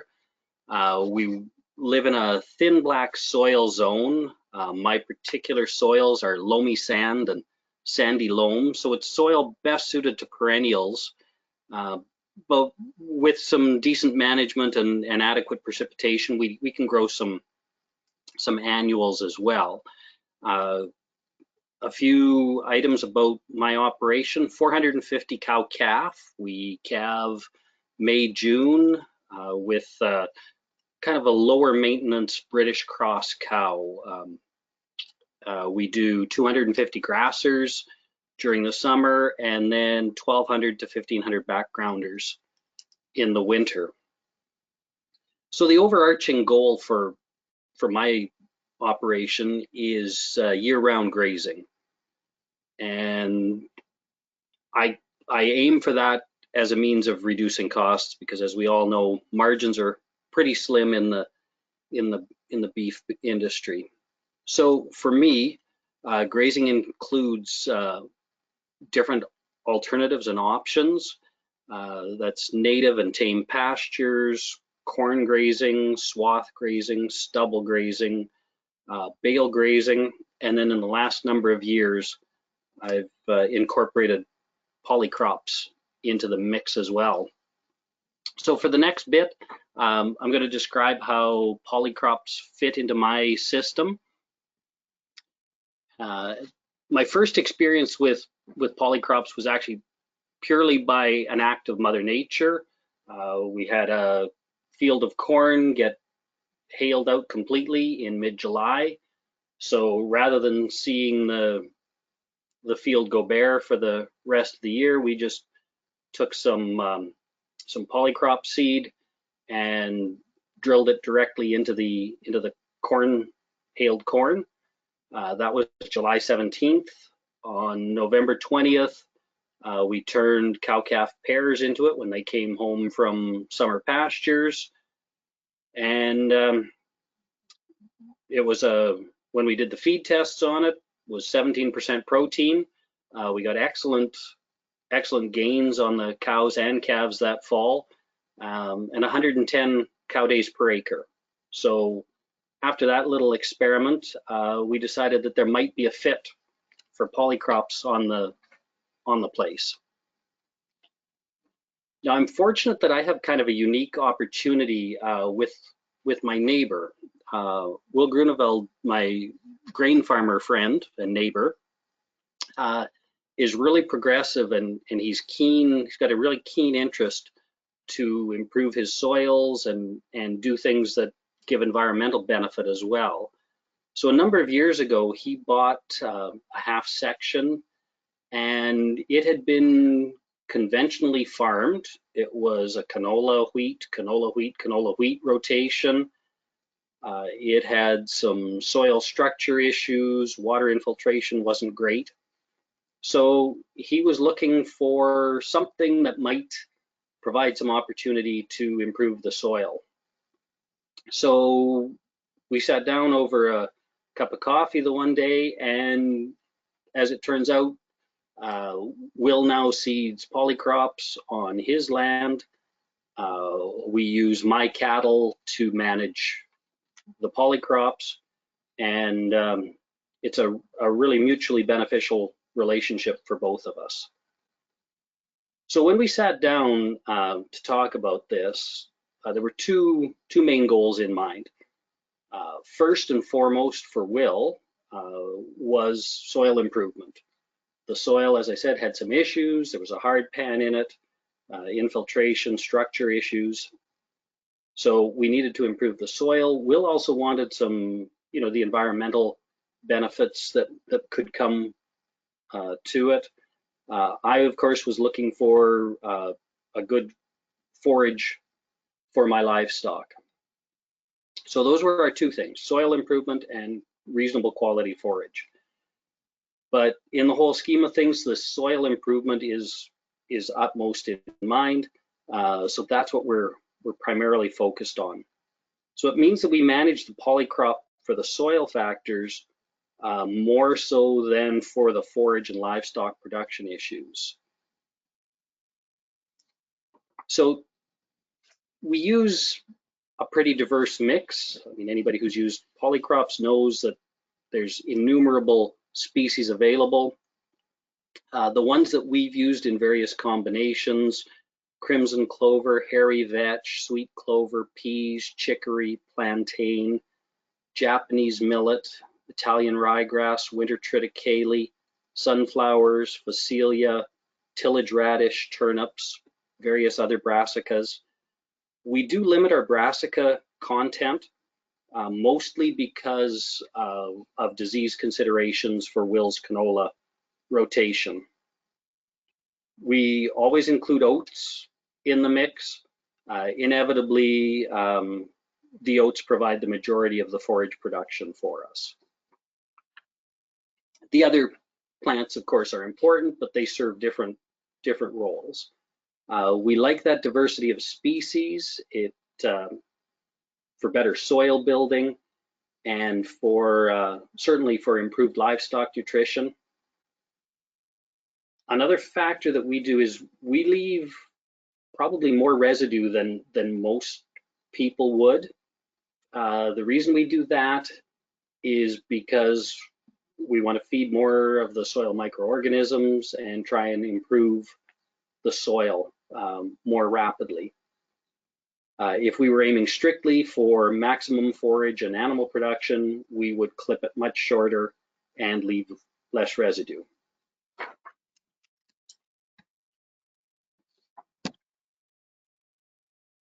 Some of the paddocks don't get grazed in a timely manner per se, and this comes back to the environmental element that we're certainly interested in. This is an example, the polycrops picture that's on the screen now. This was one of the paddocks this past year. This was well into August. It should have been clipped long before that for best forage and livestock production. But we felt, and Will in particular, felt that there's great value in providing habitat for birds and pollinators and other species, and so that's what this particular paddock was about. You may be able to see, it's not real clear in the picture, but I had just turned, there are 900-pound yearling heifers that were just put out in that field. The crop was right to the top of their back. So as you can imagine, we didn't get the best forage utilization out of it, but certainly tremendous residue left for soil microbes and for other life to take advantage of. So as I said, Will acquired this land a number of years ago. It had some issues associated with it. The hard pan layer at 6 inches.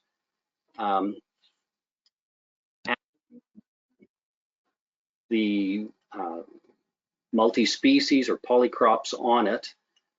The first thing we did was we took baseline soil samples and we took them to CARA, that's the Chinook Applied Research Association out of Oyen, Alberta. They've got a really cool specialized soils lab now. So we have a baseline for the soil. We don't have any hard data back on the most recent soil results, but what we've been seeing visually is we've seen greatly improved soil structure. The soil tilth is better. Water infiltration and water holding capacity is improved. When we first started, you could take a shovel full of soil and you'd be very hard pressed to find an earthworm. Maybe around the perimeter of the field, but out in the center you wouldn't find any. Now you put a spade in the ground and you're going to find earthworms in virtually every shovel full of soil. So we consider that to be a win and an indicator of soil health and soil quality. As far as environmental benefits go, we're definitely seeing an increase in insects, pollinators, a lot more songbirds, and a lot of other animals that have been taking advantage of the polycropping system that's in that in those fields now. With regards to our forage production and our livestock production, just a couple of examples of what we've done in the last 2 years with some numbers attached. In 2019, we seeded the fields May 20th. And it was destined that particular year. So seeded May 20th, swathed September 4th, grazed January and February of 2020. We got 130 cow days per acre from that field. When you take the variable costs into account, this is only variable costs, works out to about $1.12 per cow per day. That doesn't include fencing costs. As far as fencing goes, we just use electric fence, cross fence. The perimeter is 4-wire, so interior fencing is all electric, rebar posts, aircraft cable on reels. Top wire is ground, bottom wire is live. Has worked pretty well for us, whether we're doing corn grazing or swath grazing or bale grazing. That's a system that's worked well for us.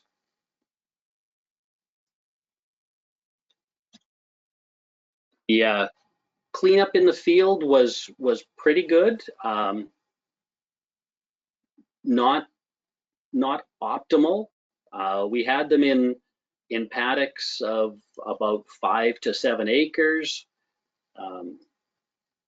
They did a pretty good job, maintained reasonable body condition. They were just going into the last starting the last trimester of pregnancy, so maybe could have, in another year, we'd probably consider supplementing out on those swaths just to maintain body condition a little bit better. In the summer of 2020, so that's this year, this same field, we seeded it on June the 18th. We put yearlings out on the pasture, out on the forage until September 23rd. The yearlings gained 2.15 pounds per day, just a bunch of pretty average British type heifers, really average actually. So 2.15 pounds per day was pretty adequate for gain on those. Then we got some regrowth, and we put dry cows in for 10 days in December. 500 dry cows went in December and finished it off. The cost this year on that particular field, cost of grazing, $1.64 per cow per day. So certainly more expensive than we'd like. When we looked at the results for the year, we looked at our seeding date and we lost 2 weeks of good grazing, a lot of cow days per acre by seeding it too late, or what we thought was too late. So given an earlier seeding date, we think that we could bring that cost per cow per day down to $1.20 or less.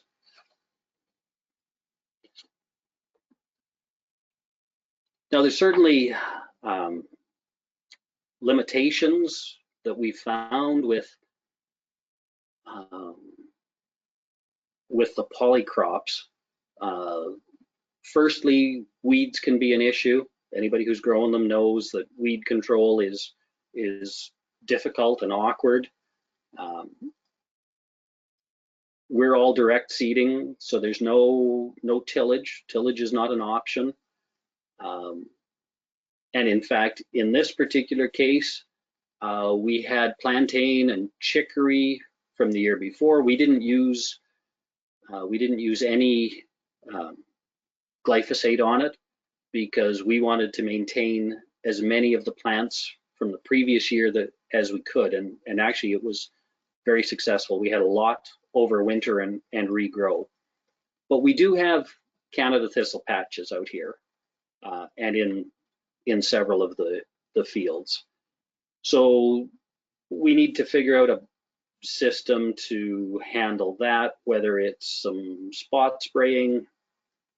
We do use mineral salt and water. So, you know, we'll put the mineral in the thistle patch, or we'll move the water trough to a thistle patch, which helps, but certainly it's an ongoing issue to control some of these perennial weeds. The second thing is, of course, water source. We fill a tank and we move the portable water tank along from paddock to paddock. It works okay. It's more work, but it certainly makes for better grazing. So for us, polycrops have proven to be a good fit. They're flexible, and one of the best things about them for us is that they really fit the bill for midsummer, early fall grazing. So my cattle will go out, the cows calve on grass in the spring calving pastures.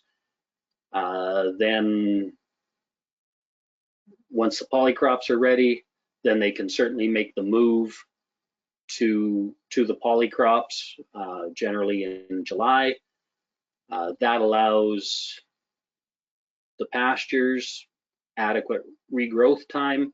So then those pastures are ready for use, whether they're destined as a fall grazing or a winter grazing or destined for spring calving pastures the next year. The polycrops give us that little flexibility. They're good drought proofing strategy because they do, as an annual, they tend to be a little bit more productive in dry weather than certainly what my perennial forages are. We also get good quality feed out of them. Any of the feed tests we've had done on it come back with more than adequate nutrition for the cattle, and for the owner of the land, whether it's myself, whether they're planted on my land or whether they're planted on my neighbor's land, we're seeing benefit in that we're getting improved soil, we're building our soils, and that's an excellent long-term investment. So for us, we found that they do provide a good fit. We're still playing with them, we're exploring with them, and trying to find exactly how we can manage them best to get both the soil benefit and the benefit for the livestock. So thank you for your time this afternoon. Great, thank you, Glenn. Thanks for sharing what you do on your operation. So the next producer on our producer panel will be Avery Shepherd. So we can go ahead and share your screen, and go ahead, Avery.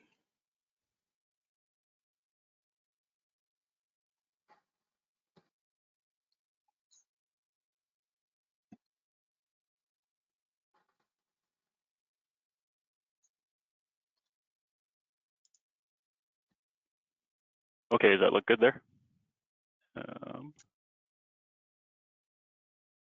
think it's just loading, but Oh, okay, you can hear me all right though? I can hear you, yep. Okay, well, I'm Avery Shepherd. I run Sunset Bison Ranch.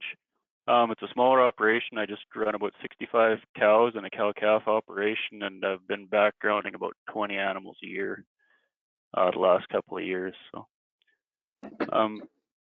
I'm located in northwest Saskatchewan. I'm in the gray wooded soil zone, and I affectionately like to call it low-grade concrete. There's been no history of soil conservation or minimum tillage or anything like that on the farm, so until recently, everything was fairly abused. It was floor removal system on all the fields and tillage and a press drill to get the crops put in, which resulted, as you can see in this picture, of fairly hard soil. So I've been using the polycrops to try and meet these goals, to try and break up that concrete with improved nutrient cycling, increased water infiltration. I want to lower my fertilizer bill, extend my grazing season, provide a higher plane of nutrition to the bison, and I want to increase my organic matter as well. So the starting point for a lot of my land years ago looked like this. I have very little land that looks like that now, thankfully. And if you're trying to ranch and make money and you've got pastures that look like that, it's going to be pretty hard to impress your accountant. So these days, I'm taking my worst ground and what I'm doing is putting it into polycrops. Swath grazing, if it's a smooth enough field, I don't like to till things up. So I've got some rough, rocky fields that I won't till. I'll just direct seed into them and summer graze them. But I generally start with a swath grazing. As you can see here, it's a fairly diverse blend. I've got legumes. This field was too heavy in peas.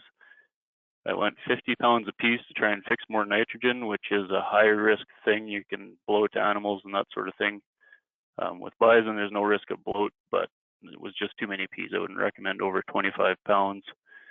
But it did meet my goals. This photo here has zero fertilizer on there. It's the peas provided all the nutrition in that.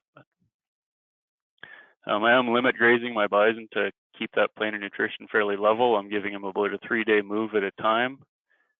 And what I'm finding is even with bison, I can run a 2-wire fence, and if they're well trained, hoarfrost, as you can see, can be my enemy. But this fence was down to about a foot off the ground, and with a high enough voltage running through my fence and well-trained animals, I've never had an animal cross a fence like that. I have given myself issues if I've gotten lazy and letting the voltage get low, then the respect gets lost fairly quickly. In this photo here, I'm also showing that I have been grazing some of my stockpile grazing unswathed, so I've just been leaving it stand. And that is to meet some goals of leaving a good cover on the ground and just trying to progress my soils that much faster. It's a risky thing, as you can see in this photo. I've got a lot of wet snow and I had fall rains that flattened the crop quite a bit. After grazing the field, I think I lost probably 10% of my grazing days. I still came out at about 110, 120 animal days per acre out of that field. and everything did quite well on it. As bad as it looks, the snow and the rain didn't freeze that crop down to the ground, and in some ways it was better than the swath actually. Another advantage of the polycrops is if you're not tilling and you get multiple roots built up into the ground, you can have fairly good soil structure built up in a hurry. Here, after 2 years of polycrops and not tilling, I'm able to leave my bison out there in the springtime and supplement their feed out there, and they can pick through the swaths and clean things up a bit more. I never had a muddy foot on an animal this spring out there. If I would have pulled them out of the field because it would have been causing compaction, but as it was, it turned out pretty good. Another advantage of not tilling and reducing your chemical inputs with these polycrops is you'll build up your biology in your soil quite a bit. This year, as I was out picking rocks, and the vibration of the quad was actually pushing all these bugs out of the soil, and everywhere that I moved, I had bugs like that in there, and they're helping cycle my nutrients as well, eating weed seeds and helping solve issues for me. I'm not seeing too many earthworms in my soil yet, but I am seeing some. Historically, I wasn't able to ever find any. One of my main goals as well is to get everything back into quality perennial pastures. So after about 3 years of swath grazing or annual crops, I will go back in with a perennial. Here I'm seeding green, so that's seeding just into volunteer oats, some perennials that didn't get sprayed out yet, and then I'll spray them perennials a couple days after I seed. So with good soil structure getting in a disc drill, it's quite easy to seed perennials into this sort of scenario. A couple weeks later, all the weeds are dying, and my grass and my oats are coming up quite well. In this particular photo here, we had 2.5 inches of rain, and it's just finishing up. I was able to drive my truck out into that field without leaving a rut, and the majority of the water was going in the soil. I had a little bit of water buildup and some sloughs out there, but the water infiltration has drastically improved for me. Just a 1/4 mile away, I drove over to this field that I haven't started working on yet, and you can see the water's running down the hill. My sloughs are filled up. I had very little water go into the soil with that heavy rain, so it's nice to see after a few years of polycrops leaving some residue on your soil the change you can make. If you can get that water in your ground, you're going to be a lot more resilient over the season.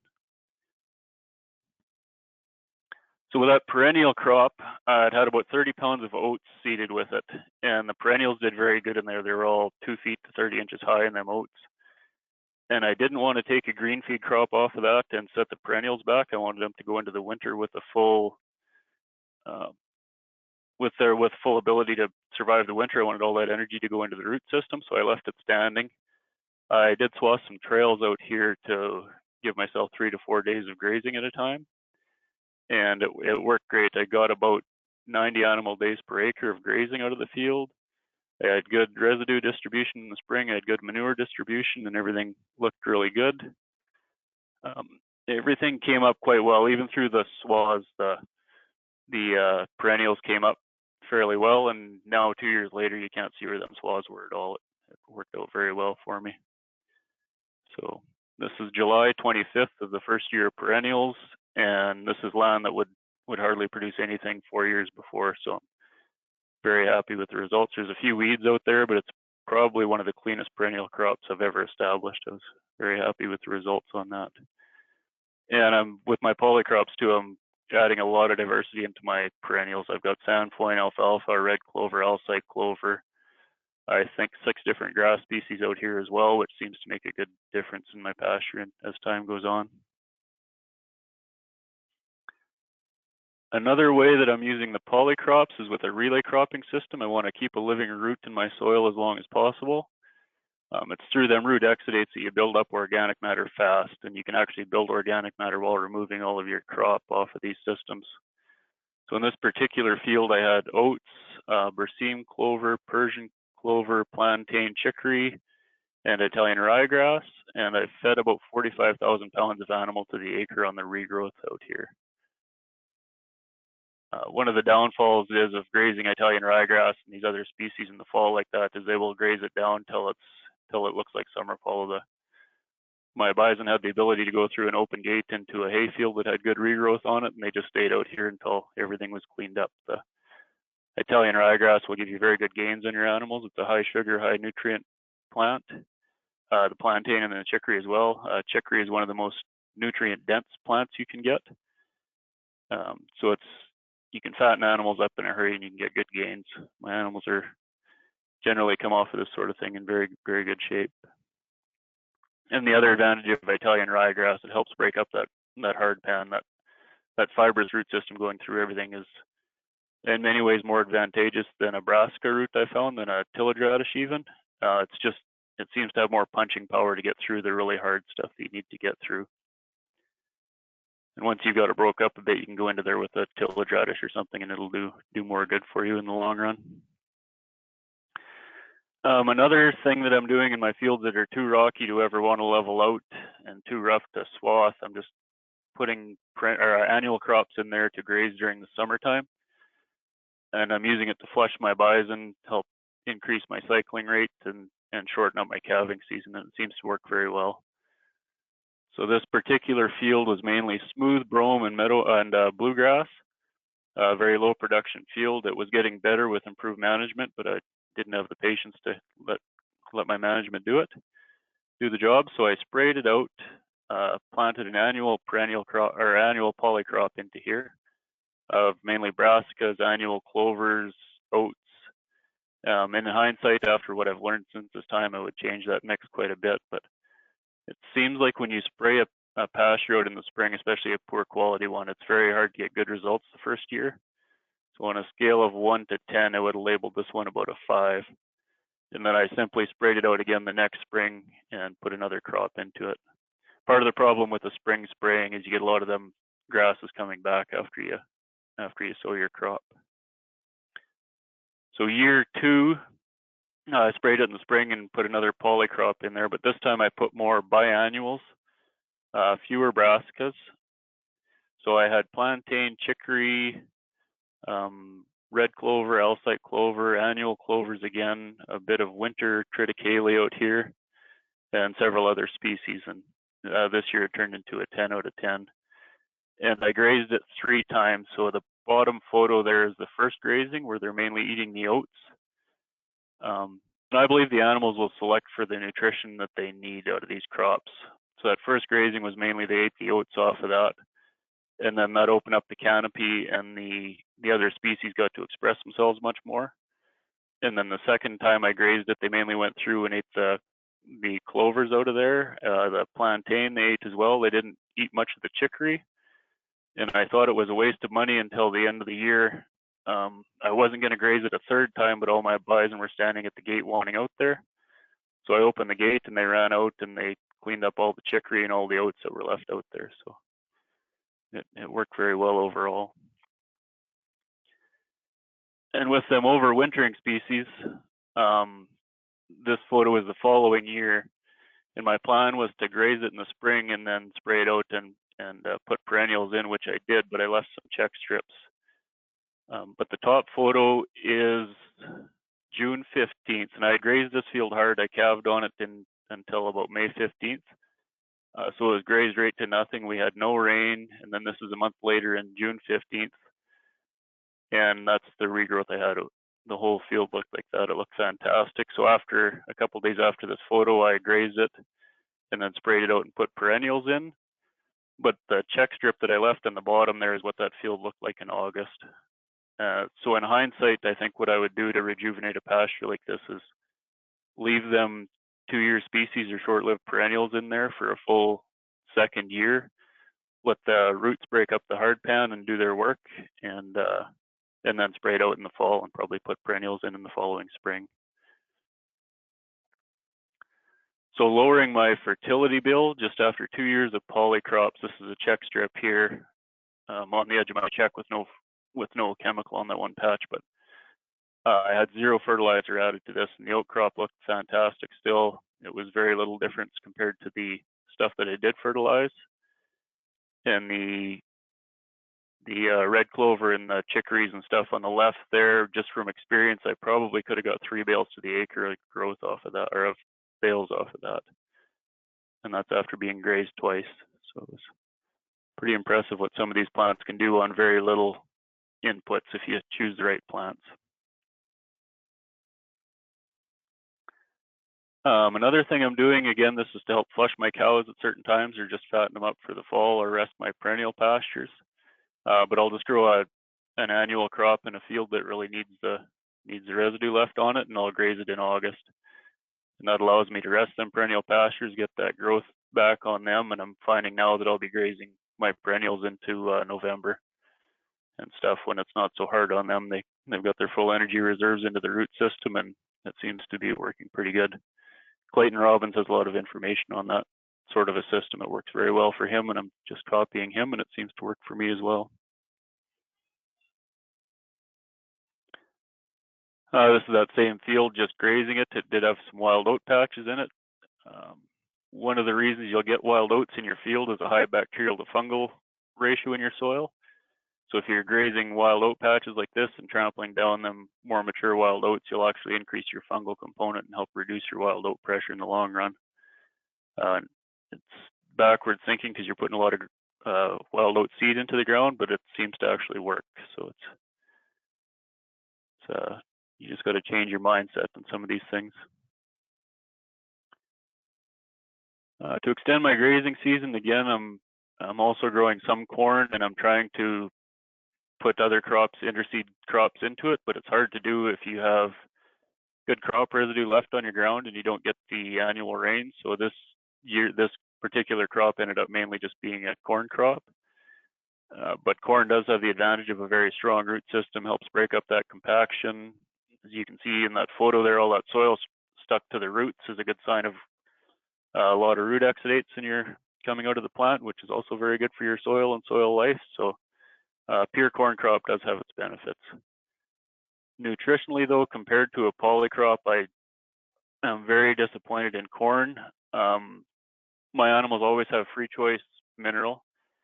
And on a month of swath grazing that I had beside this corn crop, I used about 10 pounds of mineral for my herd in a month.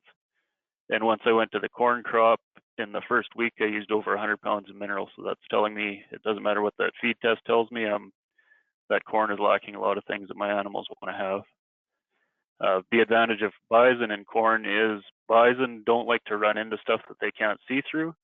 So if you're grazing bison and corn, you don't need to put any cross fencing up. They'll just eat their way into it and waste very little. It's kind of a neat thing with our animal. If they can see across a valley or something, they will all run right through the whole field to get to the other side. They can see where they're going. So species selection for me, it all comes down to, I look at what grows wild in my pastures. This photo here has 3 or 4 different forbs in it. It's got at least 2 different legumes and 3 different grasses in it. So I'm trying to put them sort of species in all of my mixes that I do. It doesn't matter what it is. So I want to have a grass, a legume, and a broadleaf or a forb in all of my blends, and I try and keep warm and cool season of each species in there as well.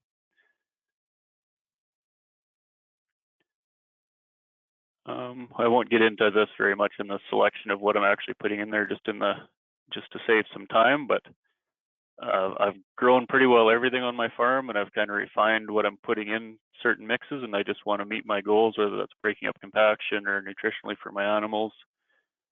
Everything has a goal and a reason to be there on my farm.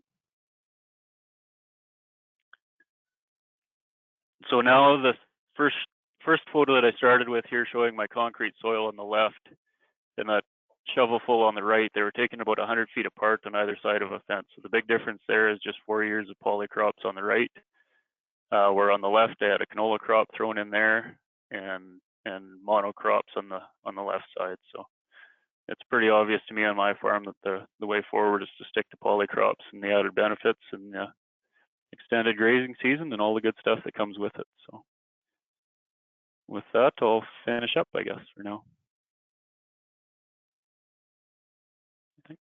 Great, thank you so much, Avery. So our last producer on our producer panel is Brad Taves. So we'll just get his screen up here and then you are good to go, Brad.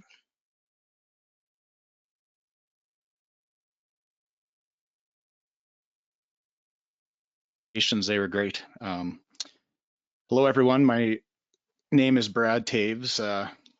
Together with my parents, my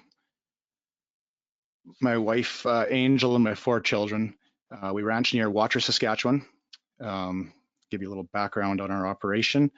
Our historical annual precipitation is 14.2 inches. I'm guessing those averages were taken long before 2017 came around. I think that's about the combination of our last 4 seasons of precipitation. We're on the division of the dark brown and black gray soil zones. Our soils on our ranch are either sandy or sandy loam. The majority of the acres on our ranch is made up of pasture land used for grazing from April through November.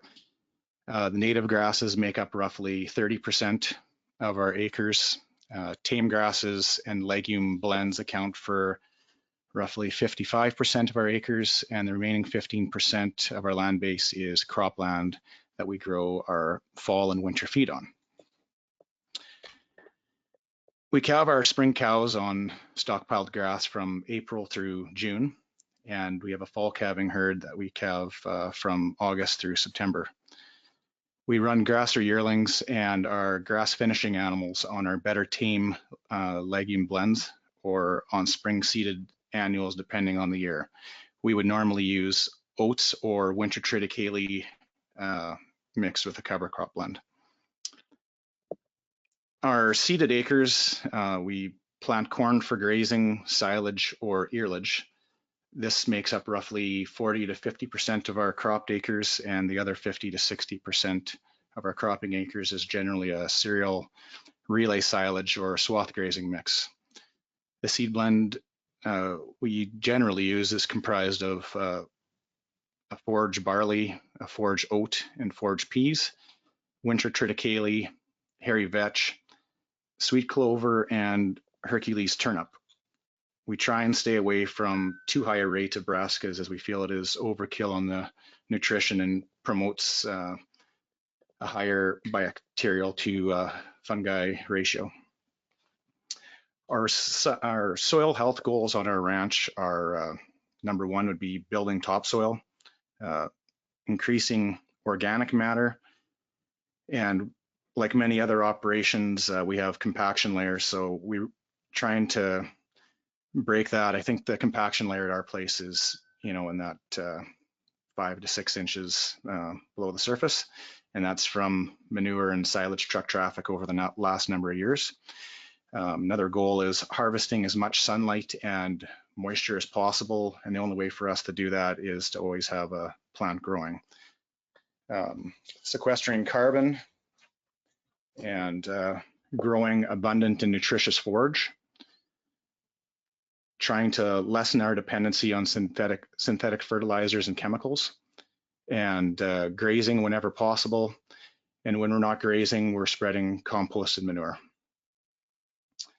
Last but definitely not least, to be more sustainable and to be more profitable and regenerative using the management of livestock. How do we achieve these goals? Well, we're trying to follow the 5 principles of soil health as close as possible. First one would be leaving soil armor, leaving the residue behind in the field on top of the soil. Number 2 would be minimize soil disturbance, trying to no-till whenever possible. Number 3 would be having plant diversity, and that's where our polycrops would come in. Number 4, living root, so always having a plant growing. Number 5, livestock integration, and us being, I guess, a cow-calf operation, grazing the land at the appropriate times. How do we use cover crops on our operation? Well, we'll either summer graze, swath graze, or late fall graze the relay blend once the silage crop has been removed earlier in the season. The relay blend provides nutritious and very palatable grazing forage when the grass nutrition plane is declining late in the season.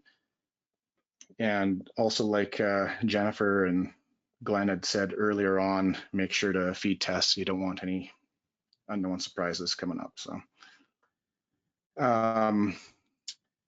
We don't fall terminate any of our blends. We generally wait till spring to do a pre-seed burn down. That way that those plants will start again in spring. All right. Now it's not all roses. So the good, the bad, the ugly. The good is always when it rains. Relay crops are always a good idea, but takes adequate moisture to realize the profit from them in year one. Root building for water infiltration and for water storage will pay you back in the years to come. We have seen an increase in organic matter and water infiltration rates on our land over the past number of years using these systems. Waiting until spring to do a pre-seed burn down does use some valuable soil moisture, but it does some good by getting the soil going earlier and provides some better weed control if planted to corn that spring. If we're having a very wet spring, which we haven't seen in a while, it would also allow us to start planting and seeding earlier, having some better soil structure. The bad, adding a relay seed blend does add some upfront cost to your seed budget, but can definitely save on some fertilizer costs. We're seeing our relay blend is, roughly in that $15 to $20, depending on the seeding rate and whatever we're using that year. But this also enables us to have a double crop with only one seeding cost. The ugly is we can't control the weather, and occasionally things don't work out. We sometimes look like a fool, but that is agriculture and has never stopped us before. And like I said about the weather, it doesn't always rain when we want. Yes, some of the seed tools that we've used over the past few years trying to find the right way to get these poly and relay and cover crops in. A few years ago, we used a 1850 disc drill on 10-inch spacing, single shoot. We now use this drill for doing our pasture and rejuvenation products. The pros of this, using a drill like this, it doesn't turn a lot of dirt and it preserves the moisture that is there. It leaves a good firm seed bed, leaves a residue covering the soil between the rows. It also leaves a smooth field finish if you're going to take an early silage cut, so you're not going to have the trucks bouncing over rough furrows. It will cut right through residue if it's good conditions. Also a faster planting speed, and with minimal tillage, it's healthy for the mycorrhizal fungi. Now the drawbacks to this machine, there's no manure incorporation, no cover crops planted between the rows. It's a single shoot, so all the large seeds and small seeds are at the same depth, leading to either a risk of not germinating if too shallow in a dry spring, or lack of rooting from being too shallow. If set too deep, the small seeds won't germinate. If in the same row, the competition between species will favor some and eliminate others. There is a risk of fertilizer burn if using more than a starter blend. And these drills are known for having hairpinning that can be caused in poor conditions. This machine is also very high maintenance. The last couple seasons, we used a FlexiCoil 5000 set up on 12-inch spacing with a 3.5-inch paired row. I believe it was a Dutch opener with an eagle beak, and the large seeds go down the paired row seed bed. And we also mounted a Valmar on the hitch, and we used that to spread our cover crop seeds in front of the unit, and that allowed the dirt to cover up the relay seeds in the middle of the rows.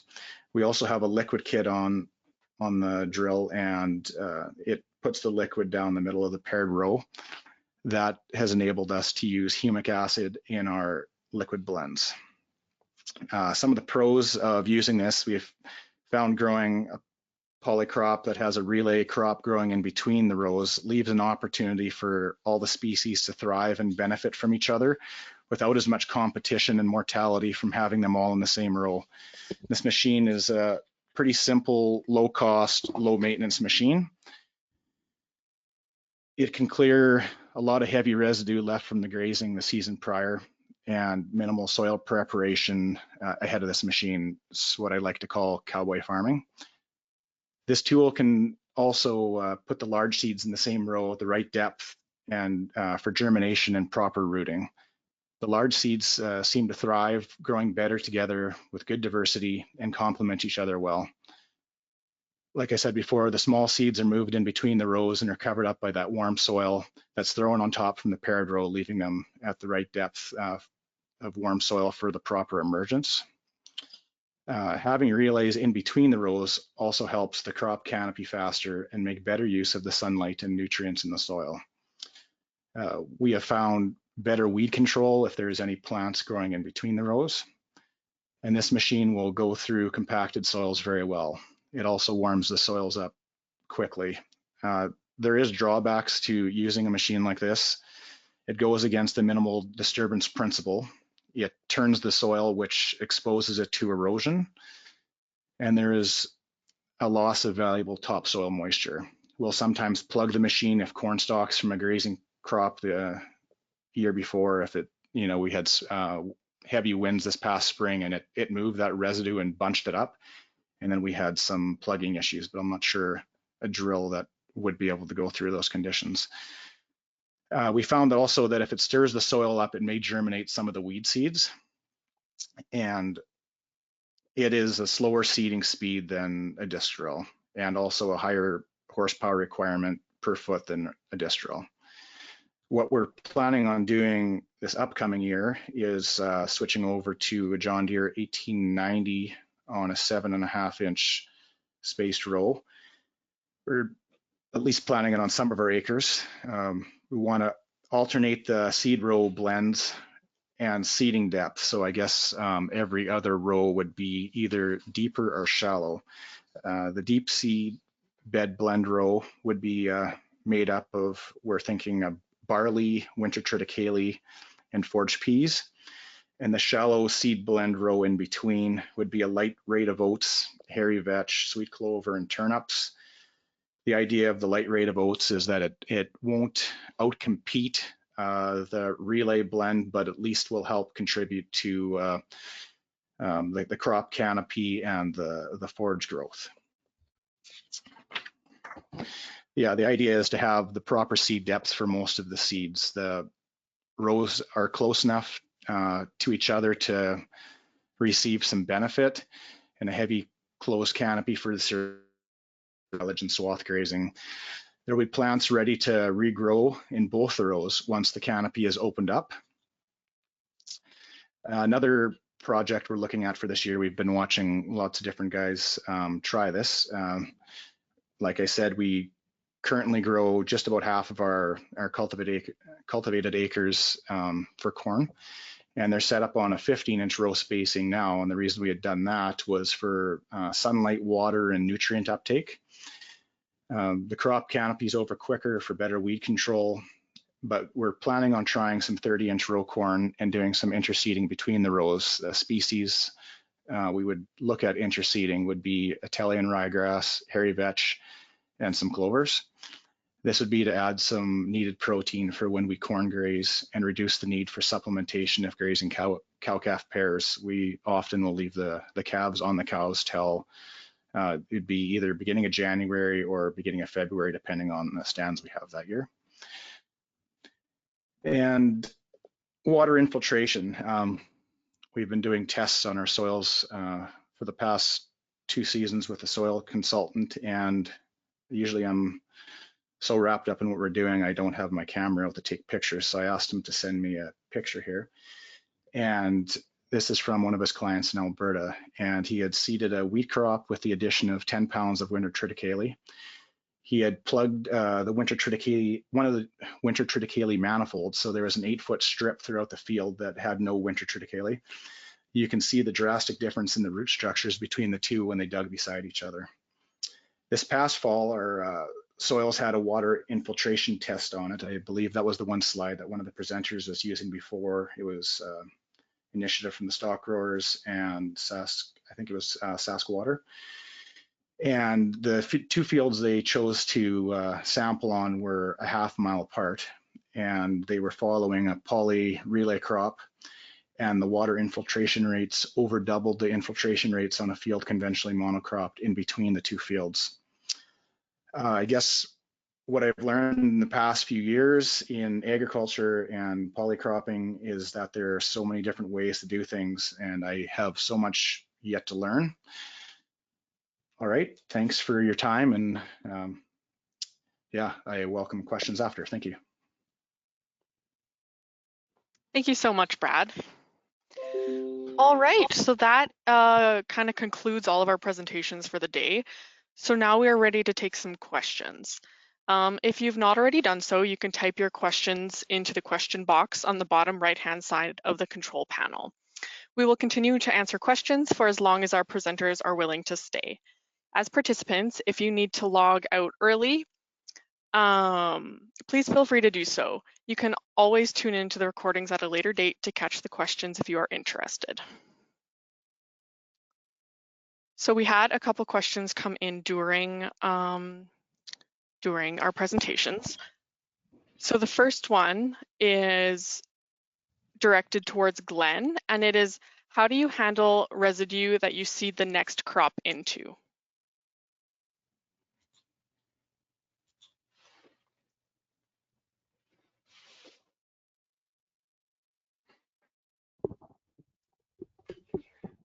Glenn, are you around with us anymore? Yes, I am here. Perfect. Yeah, we use a pillar drill. Well, I don't own any cropping equipment myself, but the person I partner with, Will Grunewald, they have a pillar drill, and our experience is it seeds through anything. So we have not, this spring we thought we might have to heavy harrow those some of the residue, but it got beautifully dry and we just seeded right through it. So I guess the fact is we just have a seeding implement that will seed through. Perfect, thank you for that. The next question that came in was for Avery. And the question is, how long will you leave the perennial crop and what will you switch to after? I'll hopefully leave the perennial crop forever with good management. As my land base increases, I may go back to cash cropping one day. But at the current time, my goal is just to increase my soil health and get a quality perennial crop in there, and then improve my pasture management to a point where I don't need to follow up. But if I do, it'll just go back to a polycrop for stockpiled grazing, I guess would be the most likely thing. Perfect, thank you. So there is another question, and I believe any of our producers could answer this. Is there a polycrop or cover crop that could be used for bales or feeding through the winter, but be grazed after cutting and removing the bales? I can take that. Sure. The easiest thing to do is add Italian ryegrass to a green feed blend. For a beginner, if you just do a cereal and an Italian ryegrass, you can still spray a lot of stuff on there. If you're not concerned about weeds, you can add legumes, Italian ryegrass, some different species. I would stay away from plantain and chicory unless you're going back to a forage crop after, because they are short-term perennials.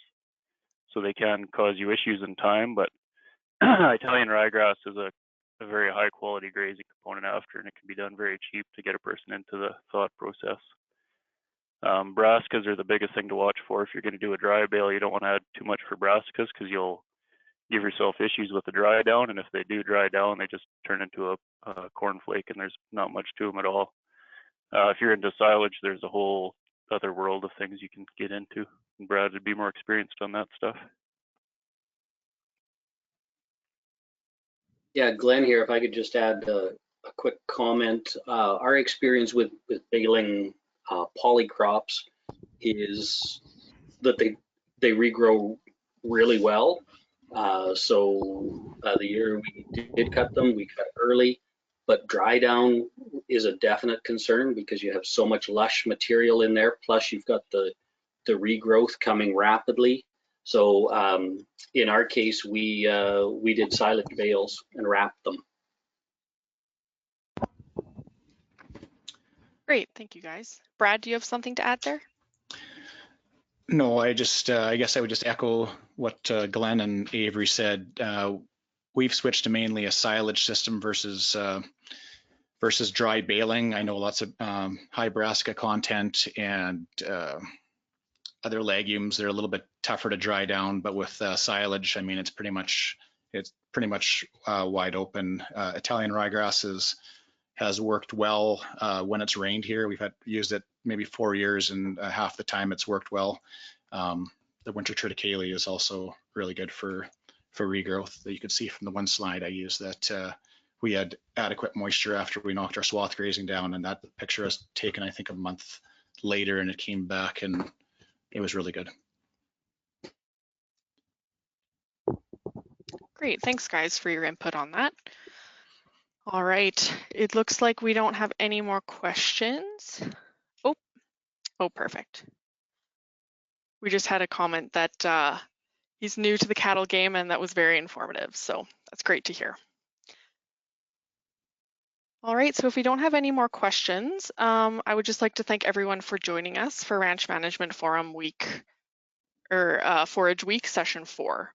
I'd like to thank Saskatchewan Stock Growers Association and Glacier FarmMedia Discovery Farm for sponsoring this session.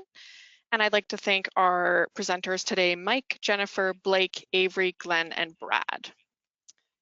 There will be one more forage session this week, and Herd Improvement Week will showcase a series of webinars next week, January 18th through 22nd.